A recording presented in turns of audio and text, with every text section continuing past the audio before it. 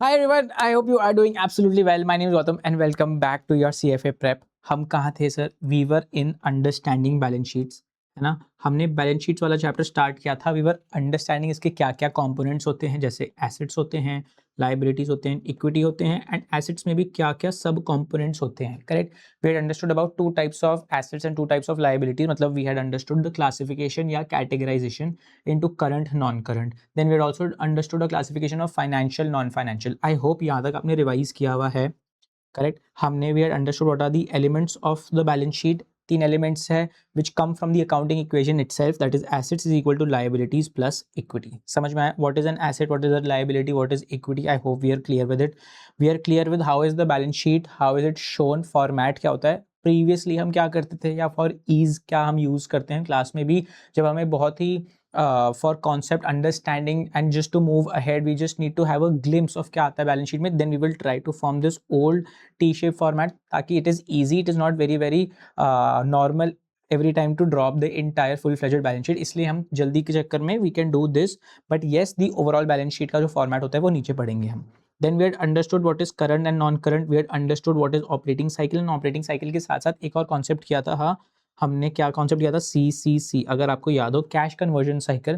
फिर इसका ज़्यादा स्ट्रेस नहीं लेना है, ये हम इक्विटी में भी करेंगे. करेक्ट. एंड ये कॉर्पोरेट इशूअर्स में भी आएगा, और कॉर्पोरेट इशूअर्स में ये आई गेस 2 चैप्टर्स में आएगा. ठीक है, तो there is nothing to worry. उसके बाद we had understood what is the actual format of the balance sheet. अगर आप कोई भी फाइनेंशियल स्टेटमेंट उठाओगे आज की डेट में किसी भी कंपनी की, किसी भी ऑर्गेनाइजेशन की, तो यही होगा how is the balance sheet formed. The balance sheet is formed using the new format. Correct. समझ में आया? This is known as a classified format. Why? Because we classify our assets, liabilities into current and non current. Correct. Current I mean non current, यहाँ पे current, liabilities non current, and यहाँ पे current. Equity हमने बोला था is always for the long term, तो एक current non current की क्लासिफिकेशन होती ही नहीं है. करेक्ट. समझ में आया? Then we had understood when do we actually recognise an asset और अ लाइबिलिटी. हम तभी रिकॉग्नाइज करते हैं when we know that future economic benefits will flow.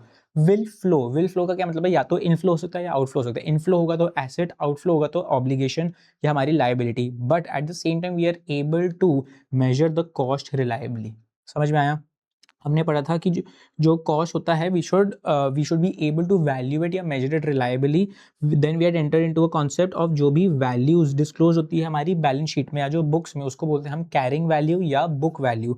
It will not always be equal to the market value, क्योंकि market value में लोग are trading, buy sell हो रहा है, rationality comes into consideration, liquidity comes into consideration. There are a lot of factors that come into consideration. Correct. उसके बाद क्या price रहता है मार्केट में, क्या प्राइस रहता है बुक्स में, they will always not correlate, they will always not be the same. Why they will not be the same? Because of these reasons. समझ में आया? एंड देन हमने पढ़ा था कि नॉन करंट, करंट की क्लासिफिकेशन तो एक क्लासिफाइड होगी. कभी कभी some organisations like banks and financial institutions also use the liquidity basis of classification, जिसमें देयर इज लिक्विडेशन के बेसिस पे क्लासिफिकेशन. करेक्ट. इसको हम क्या बोलते हैं? Liquidity based balance sheet. Correct. एक और वर्ड होता है, अगर मैं आपको बताऊं, मार्शलिंग बोलते हैं इसको, but it is not required, तो ज़्यादा अपना दिमाग मत कॉम्प्लिकेट कर देना. It is also known as marshalling. Marshalling a balance sheet means where we are placing each asset and liability on the basis of their liquidity. समझ में आया? यहाँ तो कोई डाउट, यहाँ तो कोई query? However always keep this into consideration. IFRS does not specify an order of current, non current classification of the format. जो हमने ऊपर पढ़ा, पहले नॉन करंट फिर करंट. आपको चाहिए आप पहले करंट लिख दो, उसके बाद नॉन करंट लिख देना, उसमें कोई इशू वाली बात नहीं. आप चाहते हो ऊपर लायबिलिटीज लिखना है, ऊपर इक्विटी लिखना है, वो लिख दो, एसेट्स नीचे लिख दो. There is no specification required. कोई ऐसे हार्ड एंड फास्ट रूल नहीं है. Just do anything that helps in 2 things. One, it helps in the fundamental understanding. Fundamental understanding मतलब sir it is relevant. Relevant मतलब it is material. And second, जो हमने 2 factors पढ़े थे for fundamental characteristics of accounting, क्या होता है? One, it should be relevant. Relevant मतलब material, it should influence the decision of the users. And second, faithful representation. तो 2 चीज़ हमने पढ़ी थी. Correct. Then we had understood about liquidity based balance sheet, and then now we will enter into current assets and liabilities. ठीक है. अब हमारा flow कैसे होगा आज क्लास का, अगर मैं आपको बस एक ब्रीफ दूं आज का क्लास का फ्लो, तो we'll understand 2 things. We have understood the overall outline अभी तक, overall outline of the balance sheet. Correct. हमने पूरा पढ़ लिया how does the balance sheet look like, क्या क्या चीज़ें आती है. नाउ वी विल गो थोड़ा ग्रैन्युलर. ग्रैन्युलर मतलब हम थोड़ा जूम इन करेंगे. हम थोड़ा सा जूम इन करेंगे, हम और देखेंगे कि एसेट्स में जो एसेट्स आ रहे हैं वो कौन कौन से एसेट्स है, करेक्ट। लायबिलिटीज में क्या आ रहा है, उसके अंदर एक्चुअल में लायबिलिटीज क्या क्या है। एक मिनट, ये रुक गया है, आई एम थिंकिंग, यस वो तो डिस्प्ले पे इशू आ गया था, ठीक है। लायबिलिटीज क्या है, एसेट्स क्या है, हमने ये plus we will also see, क्योंकि बैलेंस शीट में 3 एलिमेंट्स है, एक एसेट्स हो गया, एक लायबिलिटीज हो गया, एक क्या हो गया सर, इक्विटीज। तो इक्विटी में भी क्या आता है इन स्पेसिफिकली हम ये भी पढ़ेंगे, but this will do in the next part, मतलब after the break. Before the break we target to do this, समझ में आया, या वरना अगर फ्लो ओवरफ्लो भी हो गया तो कोई दिक्कत वाली बात नहीं है। बट आज की क्लास में we will understand what assets, liabilities and equity के सब कंपोनेंट्स होते हैं।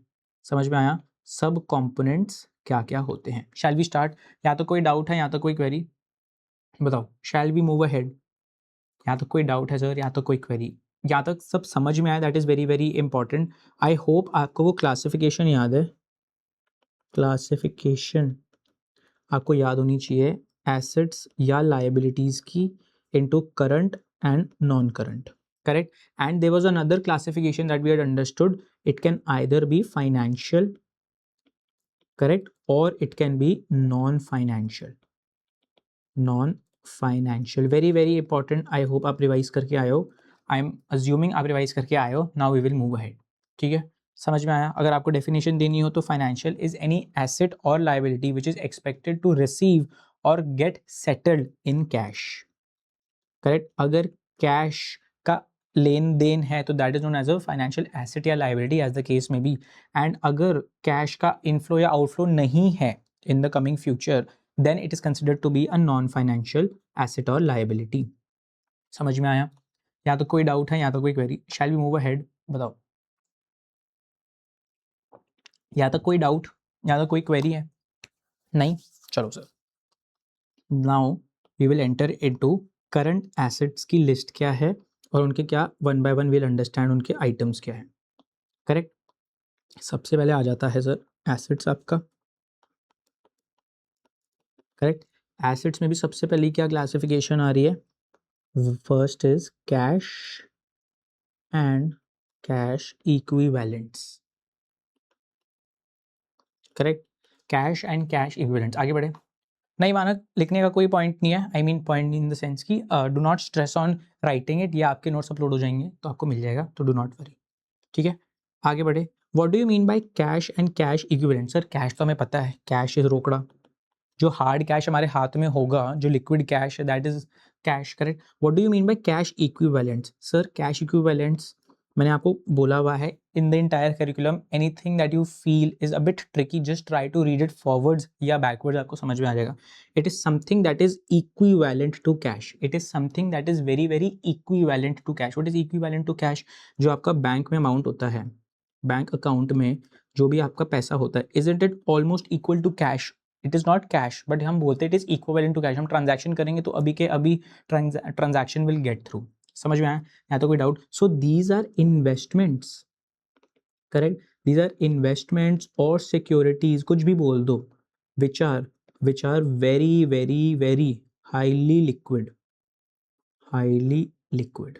मतलब आप you can convert it into cash एकदम से, समझ में आया, you can convert them into cash एकदम से, they are considered to be very short term.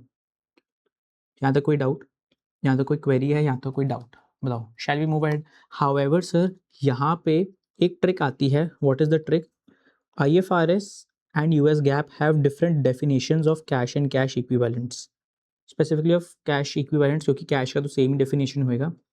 IFRS की एक अलग डेफिनेशन है एंड US GAAP की एक अलग डेफिनेशन है, करेक्ट। IFRS क्या बोलता है, IFRS ऐसे बोलता है कि एनी इन्वेस्टमेंट और एनी सिक्योरिटी, ये तो सेम है, एनी इन्वेस्टमेंट और any security which is redeemed, which is which is redeemable, redeemable का मतलब होता है रीपेड, रीपेमेंट, करेक्ट। तो any security which is redeemable with in 3 months, within 3 months the date of from the date of acquisition, समझ में आया, या तो कोई डाउट है या तो कोई query. Date of acquisition, DOA इसको हम लिख सकते हैं इन शॉर्ट। मतलब अगर आपके पास कोई भी इन्वेस्टमेंट है, कोई भी सिक्योरिटी है, जैसे आपके रिलायंस इंडस्ट्रीज के शेयर्स आपके पास, कि मतलब आपने आज बेचा, इसको सेल किया, करेक्ट, और आपको कैश का जो इनफ्लो होगा, you will get it within 3 months from the date you had acquired the share. जब आपने खरीदा था तब से लेके तब तक आपको कैश मिलेगा विद इन 3 मंथ्स। समझ में आया? You will gate cash within 3 months. यहाँ पे सेल से बेटर है, सेल से बेटर है जब आपने इनिशियली बाय किया होगा, इनिशियली आपने किसी से बाय किया होगा, एंड जब आप उसको सेल करोगे और कैश आएगा, उसके बीच का जो टेन्योर है वो 3 मंथ्स है। समझ में आया? तो अगर मैं कोई एक टाइमलाइन क्रिएट करूँ, यहाँ पे हम यहाँ पे 0th पॉइंट इन टाइम पे है एंड यहाँ पे 3 मंथ्स है, तो यहाँ तक हमें कैश मिल जाना चाहिए। अगर हमें इस टेन्योर में, इस टाइम पीरियड में 3 मंथ्स के अंदर अंदर अगर if we receive cash from such investment or security, तो हम बोल सकते हैं such an investment or security is considered to be a cash and cash equivalent, CCE, cash and cash equivalent। समझ में आया? यहाँ तो कोई डाउट है, यहाँ तो कोई query? I give you an example. जो भी हमारे 90 डेज के ट्रेजरी बिल्स होते हैं, ट्रेजरी बिल्स, या 60 डेज के ट्रेजरी बिल्स होते हैं, ट्रेजरी बिल्स होते हैं, they are considered to be highly liquid, they are considered to be cash and cash equivalents. What do you mean by cash and cash equivalents? मैंने आपको समझा दिया, बट नाउ हम समझते हैं what are treasury bills. Correct? Treasury bills का क्या मतलब होता है? Treasury bills are basically bond investments. Bond investments, हम जब फिक्स्ड इनकम करेंगे हम इसको बहुत इन डेप्थ में समझेंगे, but I will just try to give a overall understanding कि क्या होता है। से फॉर एग्जांपल सर, एक company XYZ limited, correct, XYZ limited को 10,000 करोड़ का पैसा चाहिए, करेक्ट। अब सर किसी एक बंदे के पास तो 10,000 करोड़ का पैसा तो नहीं होगा, वो एक बैंक के पास जा रहा है, दूसरे बैंक के पास जा रहा है, तो बैंक्स के पास भी इतना पैसा नहीं होता। तो वो क्या करता है, ये जो अमाउंट है 10,000 करोड़ का, जो भी अमाउंट है, ये बहुत बड़ा एक अमाउंट है 10,000 करोड़ का। वो क्या करता है, इस 10,000 करोड़ को वो स्प्लिट कर देता है। स्प्लिट कर देता है मतलब ऐसे, ये छोटे छोटे इनमें स्प्लिट कर देता है इनटू स्मॉलर डिनोमिनेशंस, ऐसे। इसको एक मिनट मैं आपको बना के दिखाता हूँ। इसने क्या किया, ये जो है पूरा जो 10,000 करोड़ का लोन था, इसने छोटे छोटे यूनिट्स में, छोटे छोटे यूनिट्स में इसको डिवाइड कर दिया, इसको डिवाइड कर दिया। अब हर एक यूनिट की वैल्यू से फॉर एग्जांपल 1000 है, करेक्ट। तो अगर किसी को इन्वेस्ट करना है, तो यहाँ पे कोई इन्वेस्टर है मिस्टर आरव, इसको मैं यहाँ पे बनाता हूँ। अब यहाँ पे है mister Aarav, correct, mister Aarav है यहाँ पे, वो जाता है, ही गोज टू इन्वेस्ट, ठीक है। ये यहाँ पे इसको 1000 रुपीज़ देता है, करेक्ट, ये 1000 रुपीज़ इन्वेस्ट करता है, कंपनी को 1000 रुपीज़ देता है, एंड कंपनी इन रिटर्न क्या देता है, कंपनी एक सिक्योरिटी देता है which is considered to be a bond, correct. ये आपको एक पेपर दे देगा जिस पे लिखा होगा this is a bond of XYZ limited.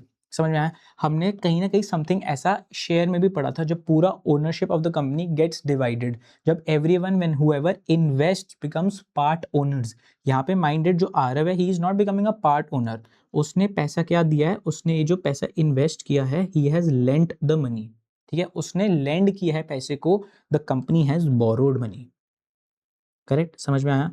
अब बोरोड है तो सर उनको रीपे करना पड़ेगा, पक्का। समझ में आया? इनको रीपे करना पड़ेगा। कैसे रीपे करते हैं सर? एक तो हम इंटरेस्ट देते हैं, हम जब भी लोन लेते हैं बैंक से, हम भी तो इंटरेस्ट पे करते हैं। इंटरेस्ट कैसे पे करते हैं सर? पीरियोडिकली, करेक्ट, पीरियोडिकली हम इंटरेस्ट पे करेंगे, और इंटरेस्ट पे करेंगे, एंड ऑन मेच्योरिटी जब हमारा लोन कंप्लीट हो जाएगा तो हम प्रिंसिपल रीपे कर देंगे, प्रिंसिपल रीपे कर देंगे। समझ में आया? Very very basic, nothing very complex to understand over है। तो यहाँ पे हाउ इज इट डिफरेंट, कि यहाँ पे जो पूरा 10,000 करोड़ का अमाउंट था वो एक बंदा नहीं दे पा रहा था, करेक्ट। तो उसने ये 10,000 को छोटे छोटे यूनिट्स में डिवाइड कर दिया, और ये छोटा यूनिट जो है ये ट्रेडेबल है, दिस इज ट्रेडेबल। तो इसने, जो मिस्टर आरव है, उसने परचेज कर लिया। अब इसने जब परचेज किया फ्रॉम द कंपनी, तो कंपनी ने ये सिक्योरिटी दी है, bond security, and Aarav has lent the money to XYZ limited. अब XYZ लिमिटेड को दे दिया है, उसको इन रिटर्न क्या मिलेगा? इंटरेस्ट मिलेगा एंड प्रिंसिपल मिलेगा। Mind it, he is not an owner, this is not a share, this is a bond. इसको हम क्या बोलते हैं? इसको हम बॉन्ड बोलते हैं which is considered to be a debt investment. समझ में आया? This is known as a debt investment. हमने पहले क्या पढ़ा था शेयर्स में? हमने क्या पढ़ा था, एक मिनट, शेयर्स में हमने क्या पढ़ा था कि हमें डिविडेंड मिलेगा, करेक्ट, हमें वोटिंग राइट्स मिलते हैं, हमें वोटिंग राइट्स मिलते हैं। क्यों? क्योंकि sir we are the owner of the company, we are the owner of the company, अपनी कंपनी है सर। हाउएवर यहाँ पे ये अपनी कंपनी नहीं है, हमें किसी से पैसा मिला है 1000 रुपीज़ का। समझ में आया? तो Aarav is not the owner, उसने लेंड किया है पैसे, हमने एज अ कंपनी बोरो किया है। अब बोरो किया है तो हम रीपे करेंगे बाद में, करेक्ट। कोई भी ओनरशिप यहाँ पे डाइल्यूट नहीं हुई है। समझ में आया? तो ये जो सिक्योरिटीज होती है these are considered to be, जैसे दीज आर कॉल्ड बॉन्ड्स या बिल्स भी बोलते हैं। ठीक है, बॉन्ड्स बोलते हैं या बिल्स भी बोलते हैं। फिक्स्ड इनकम जब हम वो पढ़ेंगे, फिक्स्ड इनकम का टॉपिक एरिया पढ़ेंगे, तब आपको और क्लियरली समझ में आएगा। बट बॉन्ड्स को हम बिल्स भी बोलते हैं। And when these bills are issued by the government, जब गवर्नमेंट इशू करती है, when issued by the government, इसको हम बोलते हैं ट्रेजरी, करेक्ट। क्योंकि वो अपने ट्रेजर से इशू करते हैं, अपने ट्रेजरी से इशू करते हैं, तो गवर्नमेंट ट्रेजरी बॉन्ड्स बोलते हैं इसको। समझ में आया? जैसे the US treasury, the Indian treasury bonds, ऐसे। समझ में आया? यहाँ तो कोई डाउट, यहाँ तो कोई query?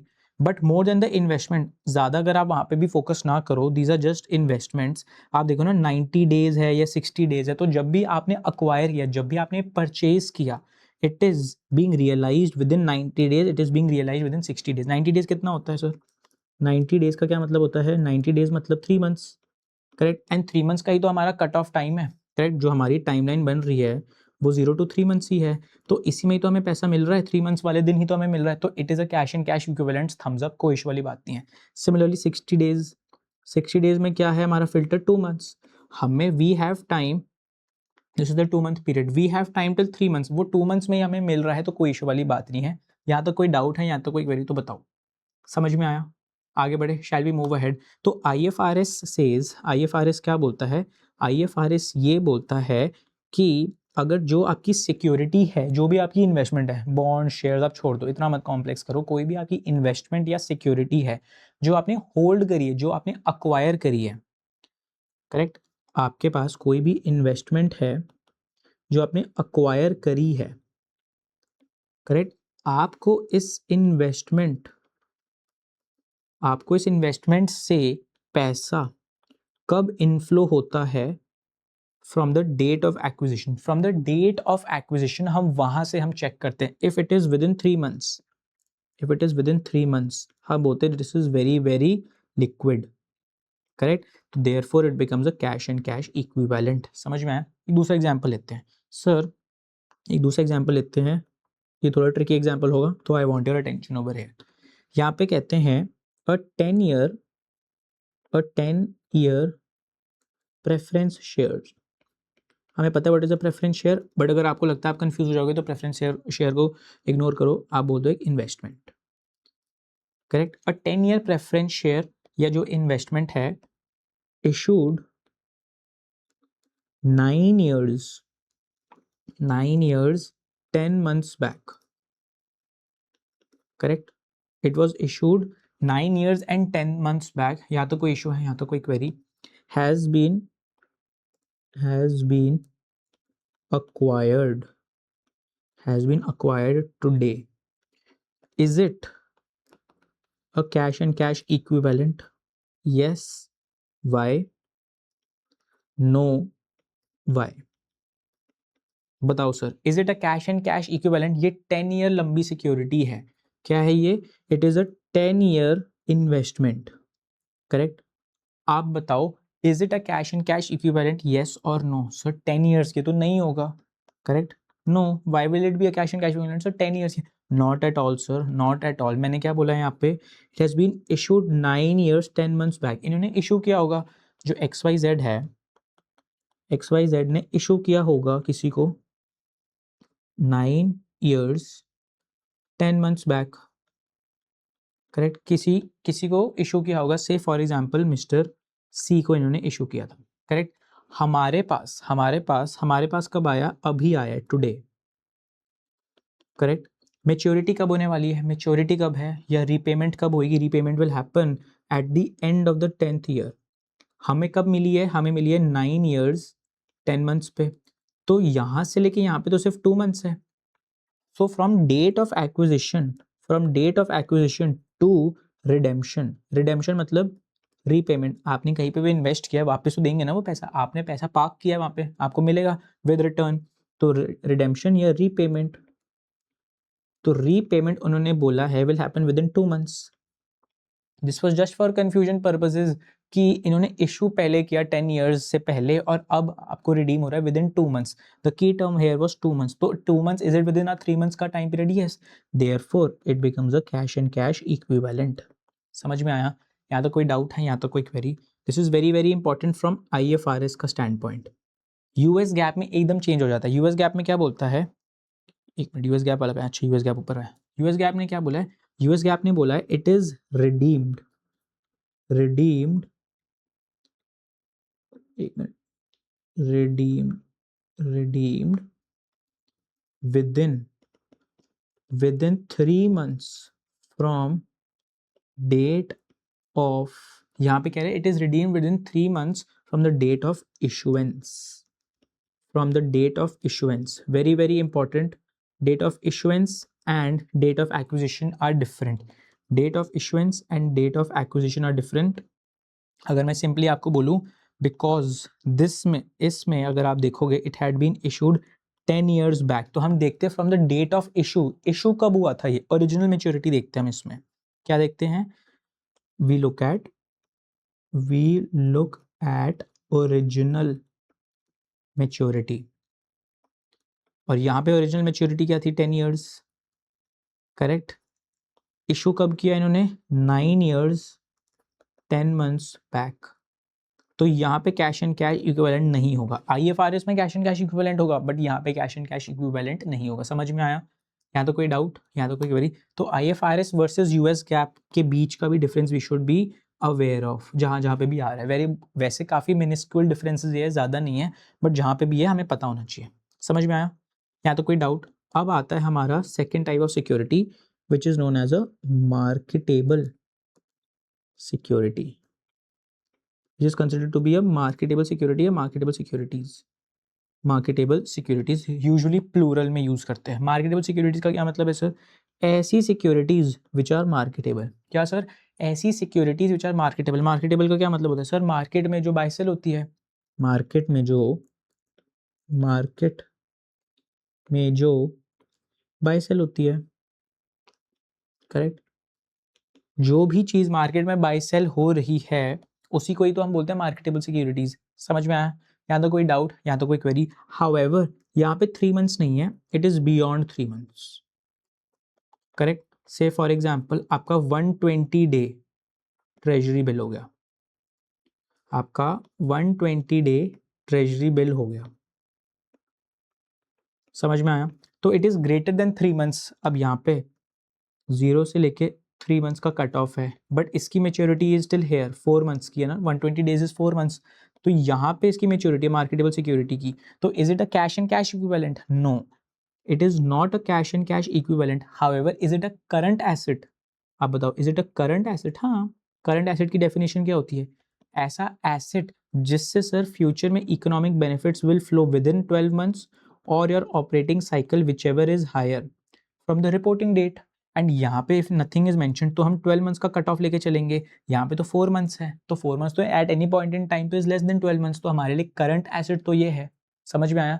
What are marketable securities? These are also very high liquid investments.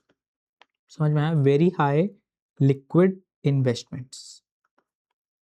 यहाँ तक कोई डाउट है? यहाँ तक कोई very high liquid investments, obviously less liquid than cash and cash equivalents. यहाँ पे थोड़ा टाइम लगता है। क्या लगता है? थोड़ा, एक मिनट, थोड़ा टाइम लगता है, थोड़ा टाइम लगता है। समझ में आया? Not very very high time, but थोड़ा टाइम लगता है। जैसे वहां पे 3 मंथ्स लगता था, यहाँ पे greater than 3 months, greater than 3 months. समझ में आया? यहाँ तो कोई डाउट है? यहाँ तो कोई query? This is the only difference between the two. एक बार रीड थ्रू करें। What do you mean by cash and cash equivalents? Please minded, हम अभी क्या पढ़ रहे हैं? हम अभी पढ़ रहे हैं करंट एसेट्स की क्लासिफिकेशन। क्या पढ़ रहे हैं? Current assets. I hope we understand what are current assets. जिनकी realization with be within 12 months और your operating cycle whichever is higher from the reporting date. Correct. तो current assets loose language में अगर हम बोले, but do not quote me, but अगर हम loose language में बोले तो हम शॉर्ट टर्म बोल सकते हैं ना, जो शॉर्ट टर्म हमारे एसेट्स होते हैं जो अभी रियलाइज ही हो जाएंगे हमें, समझ में आया, 12 मंथ्स के अंदर अंदर, या operating cycle whichever is higher, वो एकदम प्योर डेफिनेशन हो गई। समझ में आया? यहाँ तो कोई डाउट है, यहाँ तो कोई क्वेरी? आगे बढ़े, बताओ। Shall we move ahead? तो कैश एंड कैश इक्विवेलेंट्स क्या है? कैश इक्विवेलेंट मतलब highly liquid investments which are readily converted into cash within 3 months. They can be readily converted into cash but they will take 3 months. मतलब 3 months के अंदर अंदर जो range है, the range of time period, range of time इन्होंने कितना दिया हुआ है? 3 मंथ्स। तो अगर कोई भी चीज 3 मंथ्स के अंदर अंदर पैसे में कन्वर्ट हो जाएगी, that is liquid asset, that is considered to be a cash and cash equivalent. However sir, IFRS and US GAAP have different understandings. IFRS क्या बोलता है? From the date of acquisition, तो it gets converted within 3 months from the date of acquisition. However US GAAP बोलता है कि it gets converted into cash within 3 months from the date of issuance of the security. जब issue हुआ था security, वहां से लेके 3 months. समझ में आया? नॉट हमारे पास कब आया, हमारे पास कब आया IFRS देखता है। US गैप क्या देखता है कि कब से एंटिटी जो है उन्होंने इशू किया होगा स्टॉक, कोई भी इन्वेस्टमेंट, सिक्योरिटी, स्टॉक, बॉन्ड, कुछ भी। समझ में आया? आगे बढ़े। Cash and cash equivalents are considered to be financial assets. Financial, they are considered to be financial assets. Why are they considered to be cash and why are they considered to be financial assets? क्योंकि हमने financial assets क्या बोला? It is a contractual right to receive cash. Correct. तो cash तो हमारे पास है, तो वो तो फाइनेंशियल एसेट है ही। फाइनेंशियल एसेट का मतलब क्या होता है? Any asset which is related to finance, पैसा, तो that is. And cash equivalent क्या है? कैश इक्विवेलेंट हमने अभी तो पढ़ा, it will get converted into cash. It will get into converted into cash. So it will get converted into cash. तो we will receive cash. अगर we will receive cash, it is known as financial asset. समझ में आया? यहाँ तो कोई doubt है, यहाँ तो कोई क्वेरी? अब सर ये जो फाइनेंशियल एसेट्स होता है ना, फाइनेंशियल एसेट्स जो होते हैं ना, they have to be shown in the balance sheet. Correct. ये बैलेंस शीट में एक वैल्यू पे तो आएंगे, ये किस वैल्यू पे आएंगे ये हम नेक्स्ट चैप्टर में पढ़ेंगे। But just as an introduction अगर मैं आपको बताऊं, they are measured at amortized cost और fair value. What are they valued at? They are valued at either amortized cost और fair value. Fair value मतलब जो बाहर प्राइस चल रहा है, not market value. Market value is different. Fair value मतलब जहाँ पे रैशनैलिटी किक्स इन। रैशनैलिटी याद है हमने किया था, जहाँ पे rational buyer and rational seller will exchange an asset at whatever value. समझ में आया? तो जो वैल्यू चल रही होगी हम उस वैल्यू पे उसको दिखाएंगे। Usually amortized cost and the fair value are considered to be the same in case of financial asset. ये दोनों सेम ही होते हैं, बट इसके बारे में और हम पढ़ेंगे इन द नेक्स्ट चैप्टर, तो अभी ज़्यादा स्ट्रेस नहीं लेना है। समझ में आया? या तो कोई डाउट? फिर आता है what are marketable securities? What do you mean by marketable securities?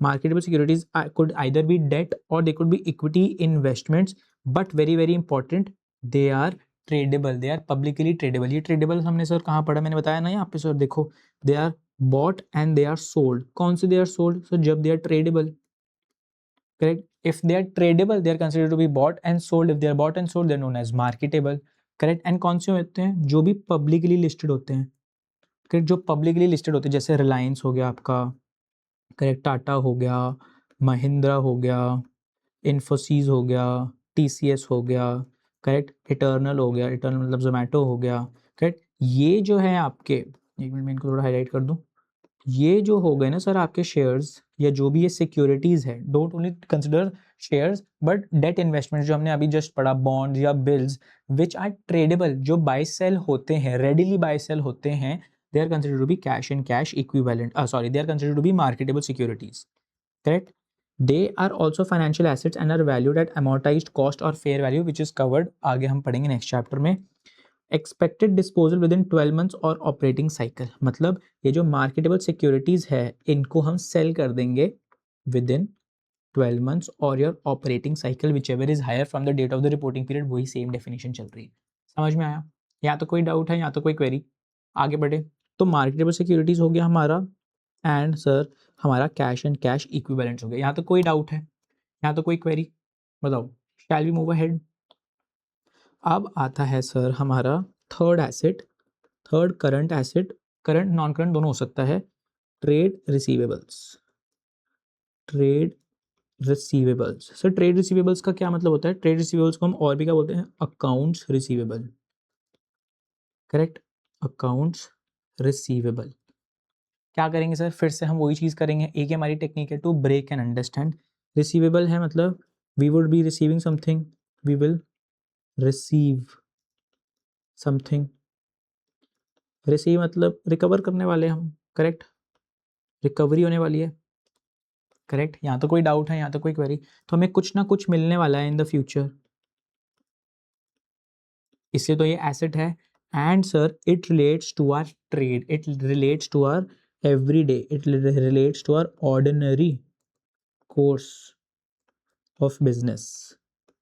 जो हम बिजनेस करते हैं, बाय सेल करते हैं, उसी चीज के रिलेटेड ही है ये रिसीवेबल्स। समझ में आया? जैसे हमारा XYZ लिमिटेड था, XYZ लिमिटेड क्या है? Is in the business of paints, correct, is in the business of paints. तो पेंट्स के रिलेटेड कुछ भी अगर आपको रिसीवेबल है, अगर मैं इसको यहाँ पे बनाऊं, अगर XYZ ने सर पेंट्स सेल करें, करेक्ट, एंड जो कैश है वो आने वाला है, अभी आया नहीं है, आने वाला है, इन द फ्यूचर रिकवरी होएगी, तो ये जिसको भी सेल किया होगा, से फॉर एग्जांपल है ये मिस्टर भव्या है, करेक्ट, तो भव्या को अगर सेल किया है तो Bhavya is a trade receivable for us. What is it? It is a trade receivable for us. समझ में आया? It is an, he is an asset for us. Asset क्यों? क्योंकि सर फ्यूचर में economic benefits will flow in. समझ में आया? यहाँ तो कोई डाउट, यहाँ तो कोई query. Why do trade receivables happen? या what is the reason that they occur? They occur due to credit sales. They occur due to credit sales. Credit sales मतलब, credit sales मतलब क्या होता है सर? Sales मतलब हमने कर दी है बट अभी हमें पैसा नहीं मिला है। सेल डन है, सेल डन है, एवरीडे बिजनेस में हम सेल करते हैं, हाउएवर जो कैश है अभी तक नहीं मिला है। तो सर अभी तक नहीं मिला है तो आप क्यों रिकॉर्ड कर रहे हो सर? हमने तो पढ़ा है ना कि it basis itself on the accrual concept. तो हम रिकॉर्ड आज करेंगे, हम रिकॉर्ड आज करेंगे सेल्स, पैसा जब आएगा हम तब की तब देखी जाएगी। हाउएवर सेल्स तो it relates to this period, हमने ये पहले भी किया हुआ है। क्वेश्चन पढ़े एक, बताओ सर, आपको एक एग्जांपल के थ्रू समझाता हूँ, उससे we'll have a bit of better understanding. समझ में आया? एक क्वेश्चन करते हैं, goods sold,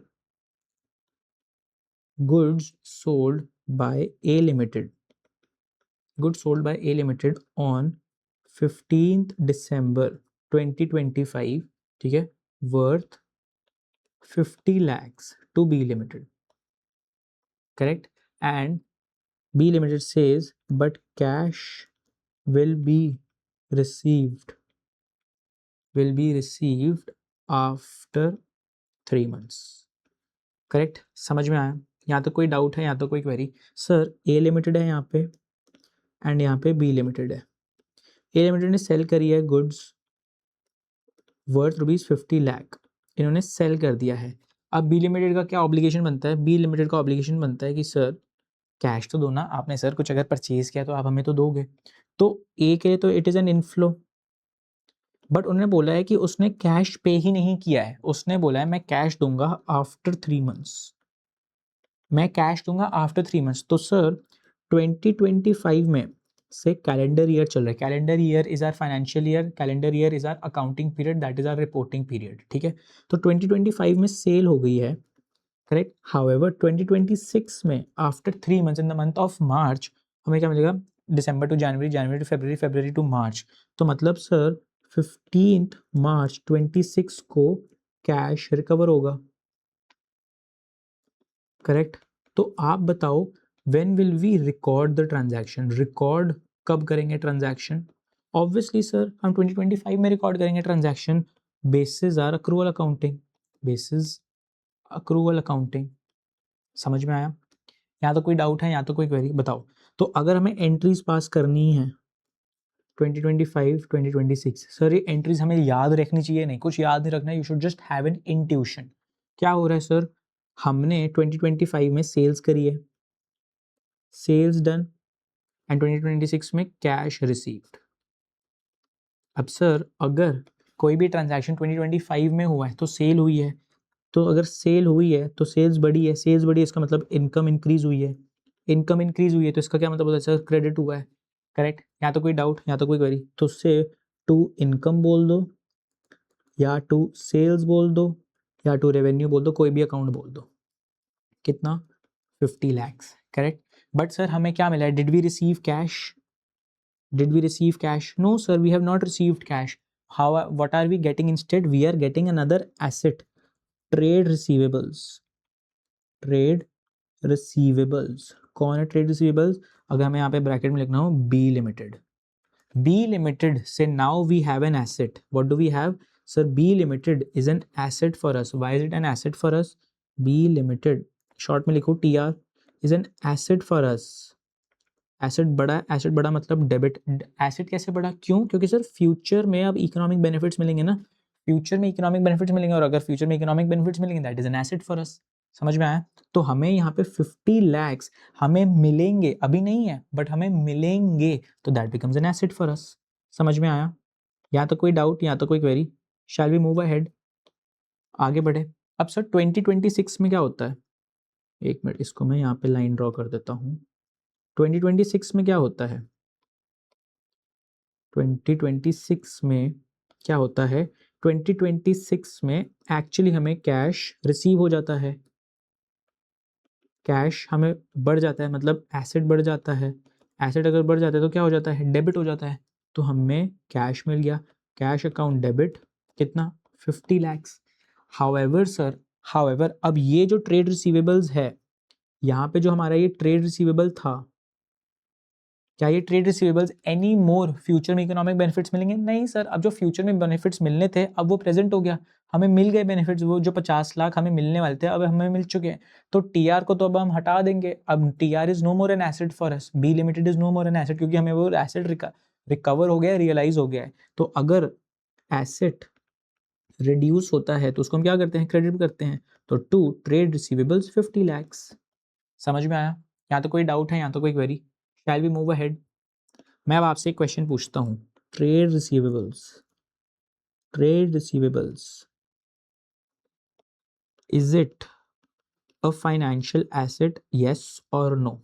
is it a financial asset, yes or no? बताओ, is it a financial asset, yes or no? बताओ, टेक 2 minutes, रिकॉर्डिंग वाले भी बच्चे टेक योर टाइम, फिर आप मुझे बताओ व्हाट इज इट। हमने क्या पढ़ा है, what is a financial asset? Financial asset is an asset जिसमें फ्यूचर में इकोनॉमिक बेनिफिट्स होंगे, फ्यूचर में इकोनॉमिक बेनिफिट्स होंगे तभी तो वो एसेट कहलाया जाएगा। बट हाउएवर यहाँ पर उन्होंने स्पेसिफाई कर दिया है कि वो कैसे मिलेंगे, हमें मिलेंगे in the form of cash.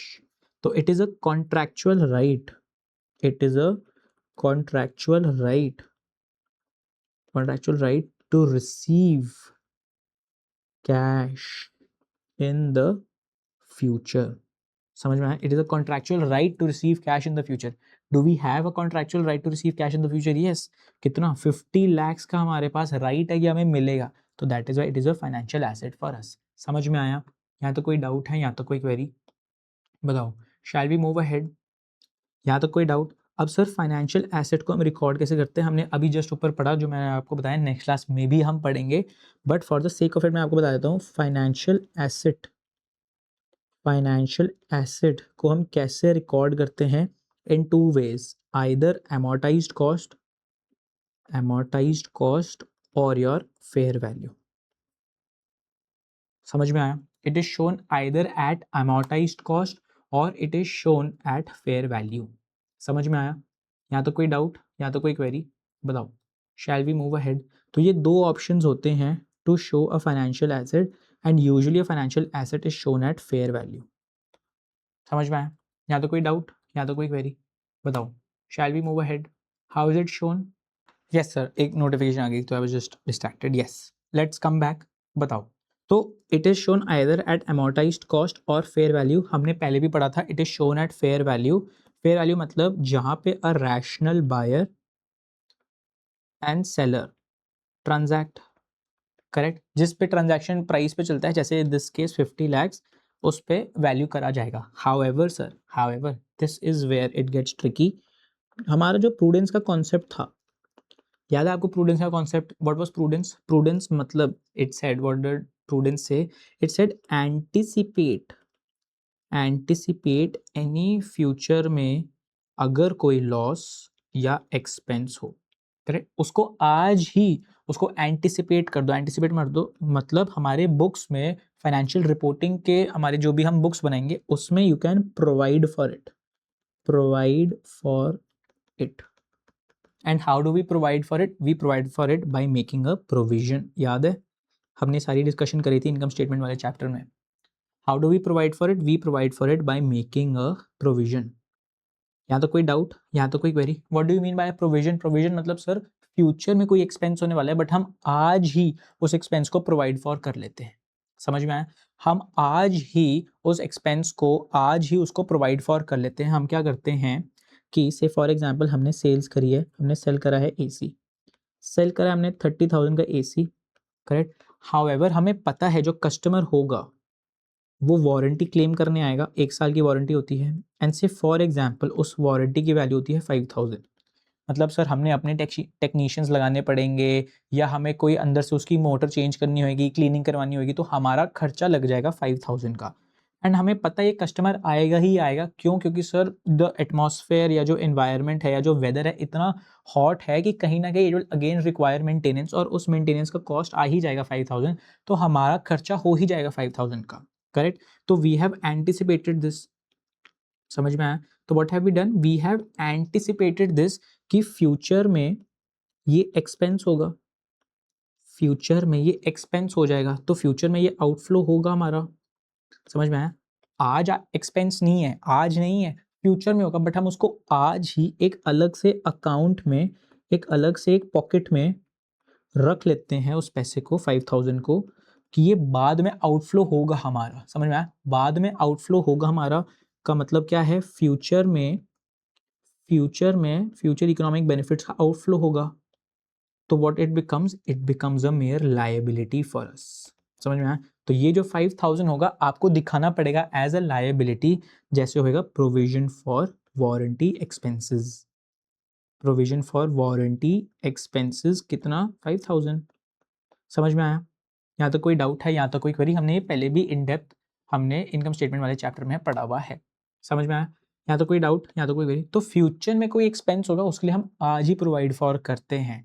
अब सर हमारे पास तो ट्रेड रिसीवेबल्स है, ट्रेड रिसीवेबल्स में हमारा क्या खर्चा होगा? इसमें कौन सा एक्सपेंस होगा सर? इससे तो हमें पैसे मिलने, इससे एक्सपेंस थोड़ी होगा सर। अगर इसने डिफॉल्ट किया तो,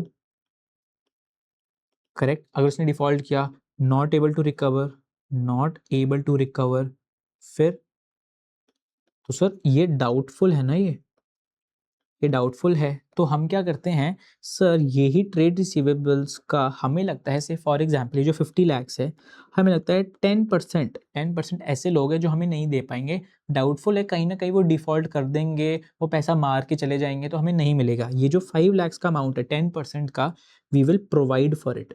हमें ये प्रोविजन बना लेंगे, provision for doubtful debts, doubtful debts. समझ में आया? ऊपर आता है प्रोविजन फॉर वारंटी एक्सपेंसेस। तो अगर बिजनेस एक्टिविटी चेंज हो रही है तो ऑब्वियसली नाम of the account will also change.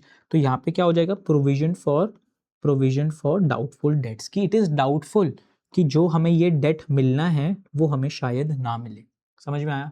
या तो कोई डाउट, या तो कोई क्वेरी? एंड हम किस बेसिस पे बनाते हैं? This is all based on past experience, this is all based on past experience.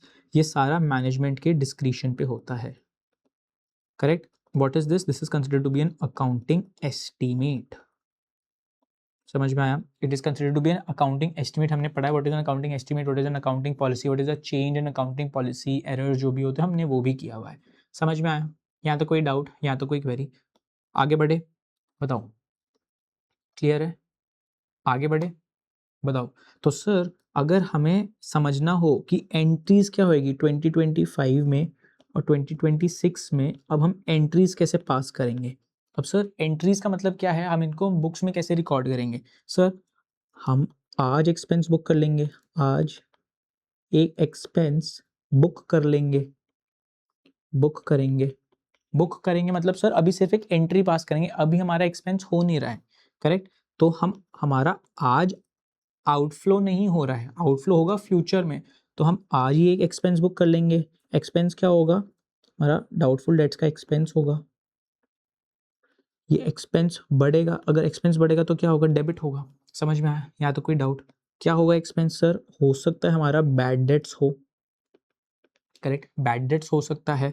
से फॉर एग्जांपल 5 लाख का जो हमने लिया हुआ है, टू व्हाट, टू हम क्या क्रेडिट करेंगे सर, अब ये हमारी एक लायबिलिटी बन गई है।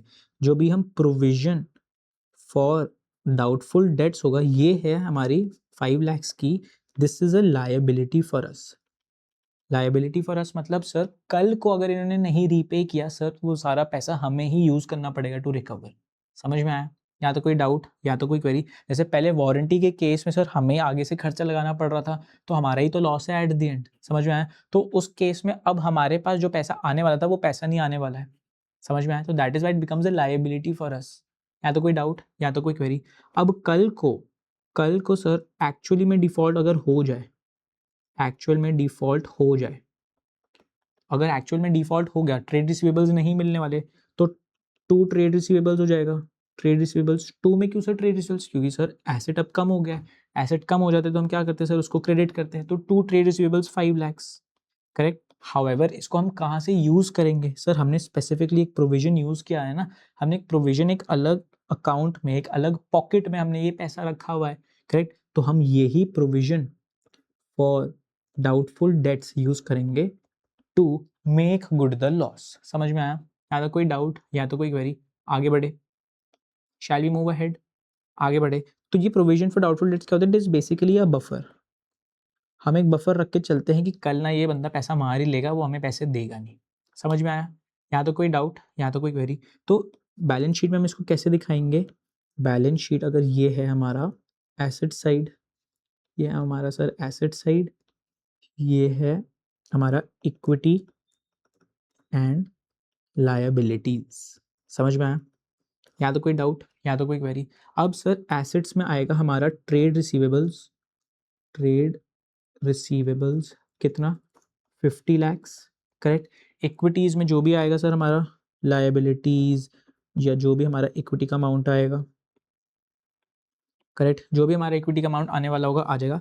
एक यहाँ पे लायबिलिटी में प्रोविजन फॉर डाउटफुल डेट्स आएगा at the rate of 5 lakh rupees. समझ में आया? या तो कोई डाउट, या तो कोई क्वेरी, बताओ। शैल वी मूव अहेड, आगे बढ़े। तो लायबिलिटी में ये आ गया, एंड हमारे एसेट में ये आ गया, एंड ये इसका ही तो 10% है। समझ में आया? This is what is happening in the balance sheet, correct. But आपको ये बताना तो पड़ेगा ना यूजर्स को, यूजर्स को ये यूजर्स को बताना तो पड़ेगा ना, तो ये कि ये जो प्रोविजन फॉर डाउटफुल डेट्स है 5 लाख का, it relates to trade receivables, correct. तो ट्रेड रिसीवेबल्स में एट द एंड हमें रिकवर कितना होगा, पॉसिबल रिकवरी क्या है, पॉसिबल रिकवरी क्या है, 50 लैक्स माइनस 5 लैक्स, हमें सिर्फ 45 लैक्स ही तो मिलेंगे। तो ये आपको कहीं ना कहीं, ये आपको डिस्क्लोज करना पड़ेगा ना। कहाँ डिस्क्लोज करेंगे हम इसको, कहाँ डिस्क्लोज करेंगे सर, हम इसको डिस्क्लोज करेंगे हमारे नोट्स टू अकाउंट्स में। नोट्स टू अकाउंट्स में, नोट्स टू अकाउंट्स क्या होते हैं सर, यही होते हैं ना, डिटेल्स ही तो होते हैं। These are details regarding your assets or your liabilities or your equity, which are very very important for taking a decision for the users of financial statements. वही तो चीज़ें हम डिस्क्लोजर में देते हैं, additional things that we were not able to add in the balance sheet but which are very very critical for the understanding of the users. तो हम वही तो देंगे in the notes to accounts। बताओ, समझ में आया? या तो कोई डाउट, या तो कोई क्वेरी। तो हम क्या दिखाएंगे, अगर यहाँ पे ट्रेड रिसीवेबल्स का डिस्क्लोजर हुआ, ट्रेड रिसीवेबल्स का डिस्क्लोजर होएगा, तो ट्रेड रिसीवेबल्स का हम दिखाएंगे 50 लैक्स, ये है हमारा gross amount, gross value, correct. Gross value समझ में आया, what do you mean by gross value, minus expected, expected या पॉसिबल अनकलेक्टेबल्स बोल दो, अनकलेक्टेबल्स कितना है सर 5 लैक्स, हम इसको सब्ट्रैक्ट करेंगे, कितना है सर 45 लैक्स, ये है हमारी एक्चुअल वैल्यू जो हमें एक्सपेक्टेड है कि हम रिकवर कर पाएंगे। This is considered to be the net TR. This is nothing but your provision amount, provision for doubtful debts. This is your net trade receivables, this is your gross TR. समझ में आया? यहाँ तो कोई doubt, यहाँ तो कोई query, बताओ आगे बढ़े. दिस इज नथिंग बट जो हमने पहले भी किया था, TR मतलब gross value minus your cost of disposal. याद है हमने इन्वेंट्री वाला एक कॉन्सेप्ट किया था इनकम स्टेटमेंट में, कॉस्ट ऑफ डिस्पोजल, कि ये हमारा कॉस्ट लग ही जाए उसको डिस्पोज ऑफ करने में, कि यार एसेट अब बिक ही नहीं रहा, चलो छोड़ो यार 50 नहीं मिल रहे हैं. अब आपके पास दो ऑप्शन है, या तो 45 lakhs और nothing. What would you choose? Obviously sir 45 lakhs, something is better than nothing. Sir 5 lakhs का लॉस हो रहा है, आप हटा दो. तो ग्रॉस वैल्यू क्या है? ग्रॉस वैल्यू है 50 lakhs. कॉस्ट ऑफ डिस्पोजल क्या, उसको हटाने का कॉस्ट है सर 5 lakhs. तो आपको नेट नेट में कितना मिलेगा? 45 lakhs. सर वही दे दो, 45 lakhs ही दे दो, कोई इशू वाली बात नहीं है. समझ में आया? यहाँ तो कोई डाउट? तो जो ये ट्रेड रिसीवेबल्स हैं, trade receivables are valued at fair value. Valued at fair value, हम उनको फेयर वैल्यू पे ही दिखाएंगे, 50 lakhs पे ही दिखाएंगे. However when we are giving a disclosure, तो हम किस वैल्यू पे देंगे? हम एक नेट रियलाइजेबल वैल्यू पे देंगे. Net realisable value. Net realisable value का मतलब क्या है sir? Again terms do not get confuse. Net realisable, हमें कितना मिलेगा, हम कितना रियलाइज या रिकवर कर पाएंगे. समझ में आया? हम कितना रियलाइज या रिकवर कर पाएंगे, उसके बेसिस पे हम इसको डिस्क्लोजर देंगे. क्योंकि सर यूजर शुड नो ना कि ये जो है हमारा कस्टमर, कौन था कस्टमर हमारा? B limited. जो बी लिमिटेड हमारा कस्टमर है, इसका क्रेडिट वर्दीनेस अच्छा नहीं है. ये 10% का डिफॉल्ट मार ही लेता है. ये 10% का डिफॉल्ट ना वैसे भी एक्सपेक्टेड, ये देता नहीं है. आप जितना भी इसको सेल कर दो ये पैसे दे देगा, ये सिर्फ 90% ही देता है. सर फिर ऐसा बिजनेस क्यों करो जिसमें आपको 90% ही मिल रहा है? Sir at the end to stay afloat in the market you have to do business, correct? Something is better than nothing. तो आप 90% ही दे दो. समझ में आया? यहाँ तो कोई डाउट, यहाँ तो कोई क्वेरी, आगे बढ़े. समझ में आया? सिमिलरली सर एसेट जो पीपीई होता है, हमने पीपीई पढ़ा है. What is PPE? पीपी मतलब प्रॉपर्टी प्लांट इक्विपमेंट. समझ में आया? प्रॉपर्टी प्लांट इक्विपमेंट, इसको भी हम ग्रॉस वैल्यू पे दिखाते हैं, करेक्ट? इसमें से हम प्रोविजन फॉर डेप्रिसिएशन माइनस करते हैं. Provision for depreciation is nothing but your accumulated depreciation.